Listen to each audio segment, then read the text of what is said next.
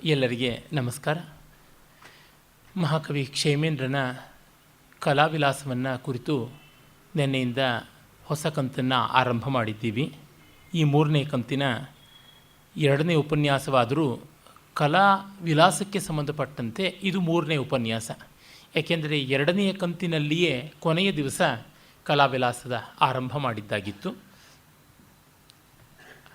8ನೇ ಸರ್ಗದ ಆದಿಗೆ ನಾವು ಬಂದಿದ್ದೀವಿ. ಇಲ್ಲಿ ಅಕ್ಕಸಾಲಿಗರ ಬಗ್ಗೆ ಹೇಳ್ತಾ ಇದ್ದಾನೆ. ಸುವರ್ಣಕಾರೋತ್ಪತ್ತಿ ಅಂತ. ಕ್ಷೇಮೇಂದ್ರ ಯಾರನ್ನೂ ಬಿಟ್ಟಿಲ್ಲ ಅಂತ ಹೇಳಿದ್ನಲ್ಲ. ದೇವಸ್ಥಾನದ ಅರ್ಚಕರು, ಮಹಾರಾಜ ಗುರುಗಳು, ಶ್ರೋತ್ರಿಯರು, ಬ್ರಹ್ಮನಿಷ್ಠರು ಅಂತ ಬೂಟಾಟಿಕೆ ಮಾಡುವವರಿಂದ ಮೊದಲುಗೊಂಡು, ಮಠಾಧಿಪತಿಗಳಿಂದ ಮೊದಲುಗೊಂಡು ಎಲ್ಲರನ್ನೂ ಕೂಡ ನಿರ್ದಾಕ್ಷಿಣ್ಯವಾಗಿ ಝಾಡಿಸಿಬಿಟ್ಟಿದ್ದಾನೆ. ಅವನ ಭಾಷೆಯೂ ಅಷ್ಟೇ ಕಟುವಾಗಿದೆ. ಆ ಕಾರಣದಿಂದ ಯಾರೂ ಇದು ನಮ್ಮ ಜಾತಿ, ಇದು ನಮ್ಮ ಅಭಿಮಾನವನ್ನು ಭಂಗ ಮಾಡುವುದು ಅಂತೆಲ್ಲ ಅಂದುಕೊಳ್ಳಬೇಕಾಗಿಲ್ಲ. ಈಚಿನ ದಿವಸಗಳಲ್ಲಿ ಯಾವುದೇ ಒಂದು ವಿನೋದ ಎಷ್ಟು ಕಷ್ಟ ಆಗಿದೆ ಅಂದರೆ ಒಳ್ಳೆಯ ಗಾದೆಗಳನ್ನು ಬಳಸೋಕ್ಕಾಗೋಲ್ಲ, ಆ ತರಹ ಆಗಿಬಿಟ್ಟಿದೆ. ನಮ್ಮ ಸಮಾಜಕ್ಕೆ ಅವಮಾನ ಮಾಡದಂತೆ ಆಗುತ್ತದೆ, ನಮ್ಮ ಜನಾಂಗಕ್ಕೆ ನೋವು ಮಾಡದಂತೆ ಆಗುತ್ತದೆ ಅಂತೆಲ್ಲ. ಅಷ್ಟು ಜನ ಟಚ್ಚಿ ಆಗಬೇಕಾಗಿಲ್ಲ. ಯಾಕೆಂದರೆ ಭಾಷೆ ಬೆಳೆದಿರೋದು ಸಮುದಾಯವನ್ನು ನೋಡಿಕೊಂಡೆ. ಮತ್ತು ಅದನ್ನು ಒಂದು ಮಟ್ಟದ ತಟಸ್ಥತೆಯಲ್ಲಿ ನೋಡದೇ ಇದ್ದರೆ ಸಮಾಜಕ್ಕೆ ಸೌಖ್ಯ ಇರುವುದಿಲ್ಲ. ನಮ್ಮಲ್ಲಿ ಅಕ್ಕಸಾಲಿಗ ಶಬ್ದಕ್ಕೆ ಅಕ್ಕನ ಬಂಗಾರವನ್ನು ಬಿಡೋದಿಲ್ಲ ಅದಕ್ಕೋಸ್ಕರವಾಗಿ ಅಂತ ಉಂಟು. ಅದನ್ನು ಆ ಹೆಸರಿಡಬಾರದು ಅಂತ ಕೂಡ ನಮ್ಮ ಈ ಚಿನಿವಾರರ ಕೂಟ ಆಕ್ಷೇಪ ಮಾಡುವುದುಂಟು. ಹಾಗೆ ಕ್ಷೌರವಾಯಿತು ಅಂತ ಹೇಳಿದ್ರೆ ಅದು ತೋಪಡ ಹೊಡೆಸ್ಕೊಂಡು ಹೋಯಿತು, ಹಜಾಮತಿ ಆಯಿತು ಅಂತ ಹೇಳಿದರೆ ನಮ್ಮ ಸವಿತಾ ಸಮಾಜದವರು, ಭಜಂತ್ರಿ ವರ್ಗದವರು ಆಕ್ಷೇಪ ಮಾಡುವಂತೆ ಆಗುವಂಥದ್ದು. ಅದೇ ರೀತಿಯಲ್ಲಿ ಶ್ರಾದ್ದ, ಪಿಂಡ ಇತ್ಯಾದಿ ಪದಗಳನ್ನು ಬಳಸಿದರೆ ನಮ್ಮ ಪುರೋಹಿತ ವರ್ಗಕ್ಕೆ ಬೇಸರವಾಯಿತು ಅಂತ ಯಾಕೋ ಇನ್ನೂ ಕೋಲಾಹಲ ಮಾಡಿಲ್ಲ. ಅಂದರೆ ಇವೆಲ್ಲ ನೋಡಿ ಹಗುರವಾಗಿ ನಕ್ಕು ಸುಮ್ಮನಾಗಬೇಕಾದಂಥದ್ದು. ಹೇಳುವುದುಂಟು, ಬ್ರಾಹ್ಮಣರನ್ನು ನೀವು ದಾರದವರು ಅಂತ, ವೀರಶೈವರನ್ನು ನೀವು ಭಾರದವರು ಅಂತ. ನೀವು ದಾರಾನ ಭಾರಾನ ಅಂತ ಕೇಳ್ತಾ ಇದ್ದಿದ್ದು ಚಿಕ್ಕ ವಯಸ್ಸಿನಲ್ಲಿ ಜ್ಞಾಪಕ ಉಂಟು. ಹೀಗೆಲ್ಲ ನಡೆಯುವಂಥದ್ದೇನೆ ಅದು. ಆ ಒಂದು ವಿನೋದವನ್ನು ವಿನೋದವಾಗಿ ಕಾಣಬೇಕು. ಮತ್ತು ಸಮಾಜದ ಎಲ್ಲ ಮುಖಗಳನ್ನು ನಾವು ಆ ಮಟ್ಟಕ್ಕೆ ನಿಸ್ಪೃಹತೆಯಿಂದ, ನಿರಭಿನಿವೇಶದಿಂದ ನೋಡೋಕ್ಕೆ ಆಗದೇ ಇದ್ದರೆ ಯಾವ ಕಲೆಯೂ ಹುಟ್ಟೋದಕ್ಕೆ ಸಾಧ್ಯವಿಲ್ಲ. ಯಾರನ್ನು ತೋರಿಸಿದ್ರೂ ತತ್ಕ್ಷಣವೇ ಕೋಪ ಮಾಡಿಕೊಳ್ಳೋದು. ಚಲನಚಿತ್ರಗಳಲ್ಲೆಲ್ಲ ಸಾಮಾನ್ಯವಾಗಿ ಒಬ್ಬ ರೌಡಿಯನ್ನೋ, ಒಬ್ಬ ಗ್ಯಾಂಗ್ಸ್ಟರ್ನೋ, ಮತ್ತೊಬ್ಬನೋ ತೋರಿಸುವಾಗ ಇನ್ವೇರಿಯಬಲಿ ಕ್ರಿಶ್ಚಿಯನ್ ಹೆಸರಿರುತ್ತೆ. ಪೀಟರ್ ಅಂತಲೋ ಜಾನಿ ಅಂತಲೋ ಏನೋ ಇರ್ತಾ ಇದ್ದಿದ್ದು ಉಂಟು. ಅದಕ್ಕೆ ಯಾವ ಕ್ರಿಶ್ಚಿಯನ್ ಬಾಂಧವರು ದೊಡ್ಡ ರೀತಿಯಲ್ಲಿ ಕೋಲಾಹಲ ಮಾಡಲಿಲ್ಲ. ಅಂದರೆ ಇವುಗಳನ್ನು ನೋಡಿಕೊಂಡಾಗ ಆ ಮಟ್ಟಕ್ಕೆ ಅದನ್ನು ಗಂಭೀರವಾಗಿ ಒದ್ದಾಡಿಕೊಳ್ಳದೆ ಲಘುವಾಗಿ ಸ್ವೀಕರಿಸಿ ನೋಡಬೇಕು. ಈ ಎಲ್ಲ ಹಿನ್ನೆಲೆಯಲ್ಲಿ ನೋಡಿದಾಗ ಪಾಪ ಕ್ಷೇಮೇಂದ್ರ ಇದ್ದಿದ್ದರೆ ಎಲ್ಲ ಸಮಾಜದವ್ರಿಗೂ ಈಗ ಕಣ್ಣು ಕಿಸರಾಗಿ ಅವನ ಮೇಲೆ ಕೇಸ್ ಹಾಕ್ತಾಯಿದ್ರು ಅನಿಸುತ್ತೆ. ಇಡೀ ದೇಶವೆಲ್ಲ ಕೇಸ್ ಹಾಕಿ ಅವನು ಎಲ್ಲ ಕಡೆಗೂ ಓಡಾಡುವುದೇ ಆಗ್ತಾಯಿತ್ತು. ಅವನಿಗೆ ಕ್ಷೇಮ ಇಲ್ಲದೆ ಹೋಗ್ತಾಯಿತ್ತು. ಪುಣ್ಯವಶಾತ್ 1000 ವರ್ಷಗಳ ಕೆಳಗೆ ಬದುಕಿ ಬಾಳಿ ನೆಮ್ಮದಿಯಾಯಿತು. ಇಲ್ಲಿ ಆ ಸ್ವರ್ಣಕಾರರ ಕೋಲಾಹಲವನ್ನು ಹೇಳ್ತಾನೆ. ಏನೆಂದರೆ ಯಾವುದೇ ಒಂದು ಸರ್ವೀಸಸ್ ಅಂತ ಏನು ಕರಿತೀವಿ, ಆ ರೀತಿಯಾದ ಉದ್ಯೋಗಗಳಲ್ಲಿ 10 ಜನರು ಒಟ್ಟಿಗೆ ಒಂದು ವಸ್ತುವನ್ನು ಕೊಡೋದಕ್ಕೆ ಬರೋದಿಲ್ಲ. ಅವರವ್ರದ್ದು ವಸ್ತುಗಳು ಅಂತ ಕೊಡ್ತಾರೆ. ಮತ್ತು ನಿಯಮಿತವಾದ ರೀತಿಯಲ್ಲಿ ಬರೋಲ್ಲ. ಒಂದು ದಿವಸ ಒಬ್ಬ, ಇನ್ನೊಂದು ದಿವಸ ಇನ್ನೊಬ್ಬ ಅಂತಿಲ್ಲ. ಈಗ ದರ್ಜಿಗಳೇ ನೋಡಿದರೆ ಇನ್ನೇನು ಬಂತು ಯುಗಾದಿ ಅಂತಂದರೆ ಎಲ್ಲ ರಾಶಿ ಬಟ್ಟೆನ ಕೊಡ್ತಾರೆ. ಆಮೇಲೆ ಈ ಒಂದು ಅಧಿಕ ಮಾಸ ಕಾಲದಲ್ಲಿಯೋ ಅಥವಾ ಶೂನ್ಯ ಮಾಸದಲ್ಲಿಯೋ, ಪಿತೃಪಕ್ಷದಲ್ಲಿಯೋ, ಆಷಾಢ ಮಾಸದಲ್ಲಿಯೋ ಅವ್ರಿಗೆ ಯಾರೂ ಬಟ್ಟೆ ಕೊಡೋದೇ ಇಲ್ಲ. ಹೀಗೆ ಒಮ್ಮೆ ಅತಿವೃಷ್ಟಿ, ಇನ್ನೊಮ್ಮೆ ಅನಾವೃಷ್ಟಿ ಈ ತರಹ ಉಂಟು. ಅದಕ್ಕೆ ತಕ್ಕಂತೆ ಅವರು ಮೌಲ್ಯಗಳನ್ನು ವ್ಯವಸ್ಥೆ ಮಾಡಿಕೊಳ್ಬೇಕಾಗುತ್ತದೆ. ಮತ್ತು ಒಂದೇ ಬಾರಿ ಆರ್ಡರ್ಸ್ ತೊಗೊಂಡು ಬಿಡ್ತಾರೆ ಪಾಪ, ಇನ್ನು ಮತ್ತೆ ಬರೋಲ್ಲ ಅಂತ. ಬೇಗ ಕೊಡ್ತೀವಿ ಅಂತ ಹೇಳಿಯೇ ಕೊಡಬೇಕು. ಆಗ ಬಾ, ಈಗ ಬಾ, ಹೋಗಿ ಬಾ ಅಂತ ಮಾಡಬೇಕಾಗುತ್ತದೆ. ಏನು ಬೇರೆ ಗತಿಯೇ ಇಲ್ಲ. ಹೀಗೆ ನಡೆಯುವಂಥದ್ದು ಅದನ್ನೆಲ್ಲ ಕಂಡು ಬರೆದಿರುವ ಈ ಕವಿಯ ಕೃತಿ ಗಮನೀಯವಾದದ್ದು. ಒಡವೆ, ವಸ್ತ್ರ ಇತ್ಯಾದಿಗಳಿಗೆಲ್ಲ ಹಾಗೆ ಆಗುತ್ತದೆ. ಒಂದು ಸಾಮಾನನ್ನು ರಿಪೇರಿ ಮಾಡೋದಕ್ಕೆ ಅಂತ ಕೊಟ್ಟರೆ, ಒಂದು ಮಿಕ್ಸಿಯನ್ನೋ, ಒಂದು ಫ್ಯಾನನ್ನೋ, ಮತ್ತೊಂದನ್ನೋ ಎಲೆಕ್ಟ್ರಿಕ್ ಶಾಪ್ನವ್ರಿಗೆ ರಿಪೇರಿ ಮಾಡಿಕೊಡಿ ಅಂತಂದರೆ ಅವ್ರು ಎಷ್ಟು ತಡ ಮಾಡ್ತಾರೆ. ಸರ್ವೀಸಸ್ನಲ್ಲಿ ಇದೇ ಉಂಟು. ತುಂಬ ಶಿಸ್ತಾಗಿ ಎಲ್ಲವೂ ನಡೆಯೋದಿಲ್ಲ. ಹಾಗೆ ನಡೆಯುತ್ತದೆ ಅನ್ನುವ ವ್ಯವಸ್ಥೆ ಮಾಡಿಕೊಂಡವರು ಎಷ್ಟೋ ಸರ್ತಿ ಆಗ ಬಾ ಈಗ ಬಾ ಹೋಗಿ ಬಾ ಅಂತ ಮಾಡುವುದುಂಟು. ಅದೆಷ್ಟೋ ಬಾರಿ ಅವರು ಮಾಡುವ ಚಾರ್ಜಸ್ ಎಷ್ಟಾಗಿರುತ್ತದೆ ಅಂದರೆ ವಸ್ತುವಿನ ಮೂಲ್ಯಕ್ಕಿಂತ ಹೆಚ್ಚಾಗಿರುತ್ತದೆ. ನನಗೆ ಒಬ್ಬ ಮಠಾಧಿಪತಿಗಳು ಪಾಪ ನನ್ನ ಸಂಗೀತ ಪ್ರೀತಿಯನ್ನು ಕಂಡು ಅವರು ಯಾವುದೋ ಕೆಲವೆಲ್ಲ ಸ್ತೋತ್ರ ಇತ್ಯಾದಿಗಳು ಬೇಕು ಅಂತ ಬರೆಸಿಕೊಂಡಿದ್ದರು. ಆಮೇಲೆ ನಾನು ಸುಮ್ಮನೆ ಬರ್ಕೊಟ್ಟಿದ್ದೆ. ಅವರಿಗೆ ನನ್ನ ಸಂಗೀತ ಪ್ರೀತಿ ಗೊತ್ತಿದ್ದ ಕಾರಣ ಒಂದು ಮ್ಯೂಸಿಕ್ ಸಿಸ್ಟಮನ್ನು ನನಗೆ ಅನುಗ್ರಹ ಮಾಡಿದ್ರು. ಅದು ಚೆನ್ನಾಗಿ ವರ್ಕ್ ಆಗ್ತಾ ಇದ್ದಿದ್ದು ಎಷ್ಟೋ ವರ್ಷ. ಈಚೆಗೆ ಅದೇನೋ ಸ್ವಲ್ಪ ಸರಿಯಾಗಿಲ್ಲ ಅಂತಾಯಿತು. ಸಿ ಡಿ ಹಾಕಿದ ತಕ್ಷಣ ಒಳಕ್ಕೆ ಹೋದದ್ದು ಹೊರಕ್ಕೆ ಬರ್ತಾನೇ ಇರಲಿಲ್ಲ. ಸರ್ಕಾರಿ ಅಧಿಕಾರಿಗಳಿಗೆ ಕೊಟ್ಟ ದುಡ್ಡಿನ ತರಹ ಆಗಿಬಿಡ್ತಾ ಇತ್ತು, ಹೊರಕ್ಕೆ ಕಕ್ತಾ ಇರಲಿಲ್ಲ. ಆಮೇಲೆ ಆ ಬೋಸ್ ಕಂಪ್ನಿನವರು ಇಲ್ಲಿಯೇ ಇದ್ದಾರೆ ಅಂತ ರೆಸಿಡೆನ್ಸಿ ರೋಡ್ಗೆ ಹೋಗಿ ಕೇಳಿದ ಮೇಲೆ ಅವರು ಏನು 5 ಸ್ಟಾರ್ ರೀತಿಯ ರಿಸೆಪ್ಷನ್ನಲ್ಲಿ ಎಲ್ಲ ವ್ಯವಸ್ಥೆ ಮಾಡಿ ಕೊಡ್ತೀವಿ ಅಂತಂದವರು. ಆಗ ಬಾ ಈಗ ಬಾ ಹೋಗಿ ಬಾ ಅಂತ ಹೇಳ್ಬಿಟ್ಟು 18 ದಿವಸ ಆಯಿತು. ಅಂದರೆ ಆಧುನಿಕತೆ ಬಂದ ಮಾತ್ರಕ್ಕೆ ಶಿಸ್ತು ಬರುತ್ತದೆ ಅಂತ ಏನೂ ಇಲ್ಲ. ಈ ಥರದ್ದನ್ನೆಲ್ಲ ನೋಡಿಕೊಂಡು ಕ್ಷೇಮೇಂದ್ರ ಹೇಳ್ತಾ ಇದ್ದಾನೆ, ಮಾತಿಗೆ ತಪ್ಪುವವರು, ಶಿಸ್ತಿಲ್ಲದವರು ಅಂತ. ಅವರಿಗೂ ಅದೇ ರೀತಿಯಾಗಿ ಎಷ್ಟೋ ತಾಪತ್ರಯಗಳು ಇರುತ್ತವೆ. ಆದರೆ ಕವಿಯ ಚಿಕಿತ್ಸಕವಾದ ದೃಷ್ಟಿ ಮಾತ್ರ ಇಲ್ಲಿ ಗಮನಾರ್ಹವಾದದ್ದು. ಅದನ್ನು ಹೇಳ್ತಾನೆ, ತತ್ರಾಪಿ ಹೇಮಕಾರಾಹ ಹರಣಕಲಾ ಯೋಗಿನಃ ಪೃಥುಧ್ಯಾನಾಹ ಏಧಾಂನಿ ಬಹುಲ ಲಕ್ಷ್ಮ್ಯಾಹ ಶೂನ್ಯತ್ವಂ ದರ್ಶಯಂತ್ಯೇವ. ಈ ಸ್ವರ್ಣಕಾರರು ಹರಣಕಲಾ ಯೋಗಿಗಳಾಗಿದ್ದಾರೆ. ಅವರು ಏಕಾಗ್ರವಾಗಿ ಬಂಗಾರವನ್ನು ಕದಿಯೋದು ಹೇಗೆ ಅಂತ ಧ್ಯಾನ ಮಾಡಿಕೊಂಡು ನಡೆಸ್ತಾ ಇರ್ತಾರೆ. ಅದು ತುಂಬ ದೊಡ್ಡದು ಅಂತ. ಒಮ್ಮೆ ಒಬ್ಬ ಅಕ್ಕಸಾಲಿಗ ತನ್ನ ಮಗನಿಗೆ ಉಸ್ತುವಾರಿಯನ್ನು ಬಿಟ್ಟುಕೊಟ್ಟು ಅಂಗಡಿಯಲ್ಲಿ ರಾಮಧ್ಯಾನ ಮಾಡ್ತಾ ಇದ್ದನಂತೆ. ಕೆಲವು ದಿವಸ ಆಯಿತು, ದೊಡ್ಡ ಮಗಳು ತವರು ಮನೆಗೆ ಬಂದಳು. ಅವಳದು ಯಾವುದೋ ಒಂದು ಒಡವೆ ಸ್ವಲ್ಪ ಹದಗೆಟ್ಟಿತ್ತು, ಅದನ್ನು ಒಪ್ಪ ಮಾಡಿಕೊಡು ಅಂತ ತಮ್ಮನಿಗೆ ಕೊಟ್ಟು ಅಂಗಡಿಯಲ್ಲೇ ಕೂತ್ಕೊಂಡ್ಳು. ತಂದೆಗೆ ಚಿಂತೆ, ಮಗ ಎಲ್ಲಿ ಯಥಾಕ್ರಮವಾಗಿ ನಿಯಮಿತವಾಗಿ ನಿರಪವಾದವಾಗಿ ಮಾಡಬೇಕಾಗಿರ್ತಕ್ಕಂಥ ಸ್ವರ್ಣಸ್ಥೇಯವನ್ನು ಬಂಗಾರವನ್ನು ಕದಿಯೋದನ್ನು ಮಾಡದೆ ಅಕ್ಕನ ಗೌರವದಿಂದ ಪ್ರೀತಿಯಿಂದ ಬಿಟ್ಟುಬಿಡ್ತಾನು ಅಂತ ಹೇಳೋಣ ಅಂತಂದರೆ ಎದುರಿಗೆ ಮಗಳು ಕೂತಿದ್ದಾಳೆ. ರಾಮ, ನಿನಗೆ ಸಕಲ ಪ್ರಾಣಿಗಳು ಒಂದೇ, ದಯಾದಾಕ್ಷಿಣ್ಯ ಇಲ್ಲ, ಎಲ್ಲರಲ್ಲಿಯೂ ಸಮಾನವಾಗಿ ನಡ್ಕೋತೀಯ ಅಂತ ರಾಮನ ಬಗ್ಗೆ ಸ್ತೋತ್ರಗಳ ರೂಪದಲ್ಲಿ ಹೇಳ್ತಾ ಇದ್ದಾನೆ. ಮಗನ ಹೆಸರು ರಾಮಾಚಾರ್ಯನೋ ಎಂಥದ್ದೋ ಏನೋ. ಮಗನಿಗೆ ಗೊತ್ತೇ ಆಗ್ತಾ ಇಲ್ಲ, ತಟ್ತಾನೇ ಇದ್ದಾನೆ, ಮಗಳು ನೋಡ್ತಾನೇ ಇದ್ದಾಳೆ. ಸುಮಾರು ಹೊತ್ತಾಯಿತು. ಆಮೇಲೆ ಮಗ ಹೇಳ್ತಾನೆ, ಅಪ್ಪ ಯಾಕೆ ಬಡ್ಕೋತಾ ಇದೆಯಾ, ರಾಮ ಯಾವಾಗಲೂ ಲಂಕೇನ ಸೂರೆಗೊಂಡಾಗಿದೆ ಅಂತ. ಅವನು ತಂದೆಯ ಮಾತಿಗೆ ಕಾಯ್ದಿಲ್ಲ, ಅದಕ್ಕೂ ಮೊದಲೇ ಮಾಡಿದ್ದಾನೆ. ಆದರೆ ಅವನಿಗೆ ಉತ್ತರ ಹೇಗೆ ಹೇಳಬೇಕು ಅಂತ ಗೊತ್ತಾಗ್ತಾ ಇಲ್ಲ. ಉತ್ತರ ಸ್ಫುರಿಸಿಲ್ಲ, ಕೆಲಸ ಸ್ಫುರಿಸಿದೆ. ಈ ರೀತಿಯಾದ ಕಥೆಗಳೆಷ್ಟೋ ಉಂಟು. ಅದರಿಂದಲೇ ಅಕ್ಕಸಾಲಿಗ ಅಂತ ಹೆಸರು ಬಂತು ಅಂತಂತಾರೆ. ಪಂಪನ ಕಾಲದಿಂದಲೂ ಉಂಟು ಸೆಟ್ಟಿಯ ಬಳ್ಳಂ ಕಿರಿದು ಅಂತ. ವಿಕ್ರಯ ಮಾಡತಕ್ಕಂಥ ಶ್ರೇಷ್ಠಿ ಅವನು ಮಾರುವ ತಕ್ಕಡಿ ಎಂದು ಹದಗೆಟ್ಟಿರುತ್ತದೆ, ಮಾರುವ ಬಳ್ಳ ಗಾತ್ರದಲ್ಲಿ ಚಿಕ್ಕದಾಗಿರುತ್ತದೆ, ಕೊಳ್ಳುವ ಬಳ್ಳ ದೊಡ್ಡದು ಅಂತ.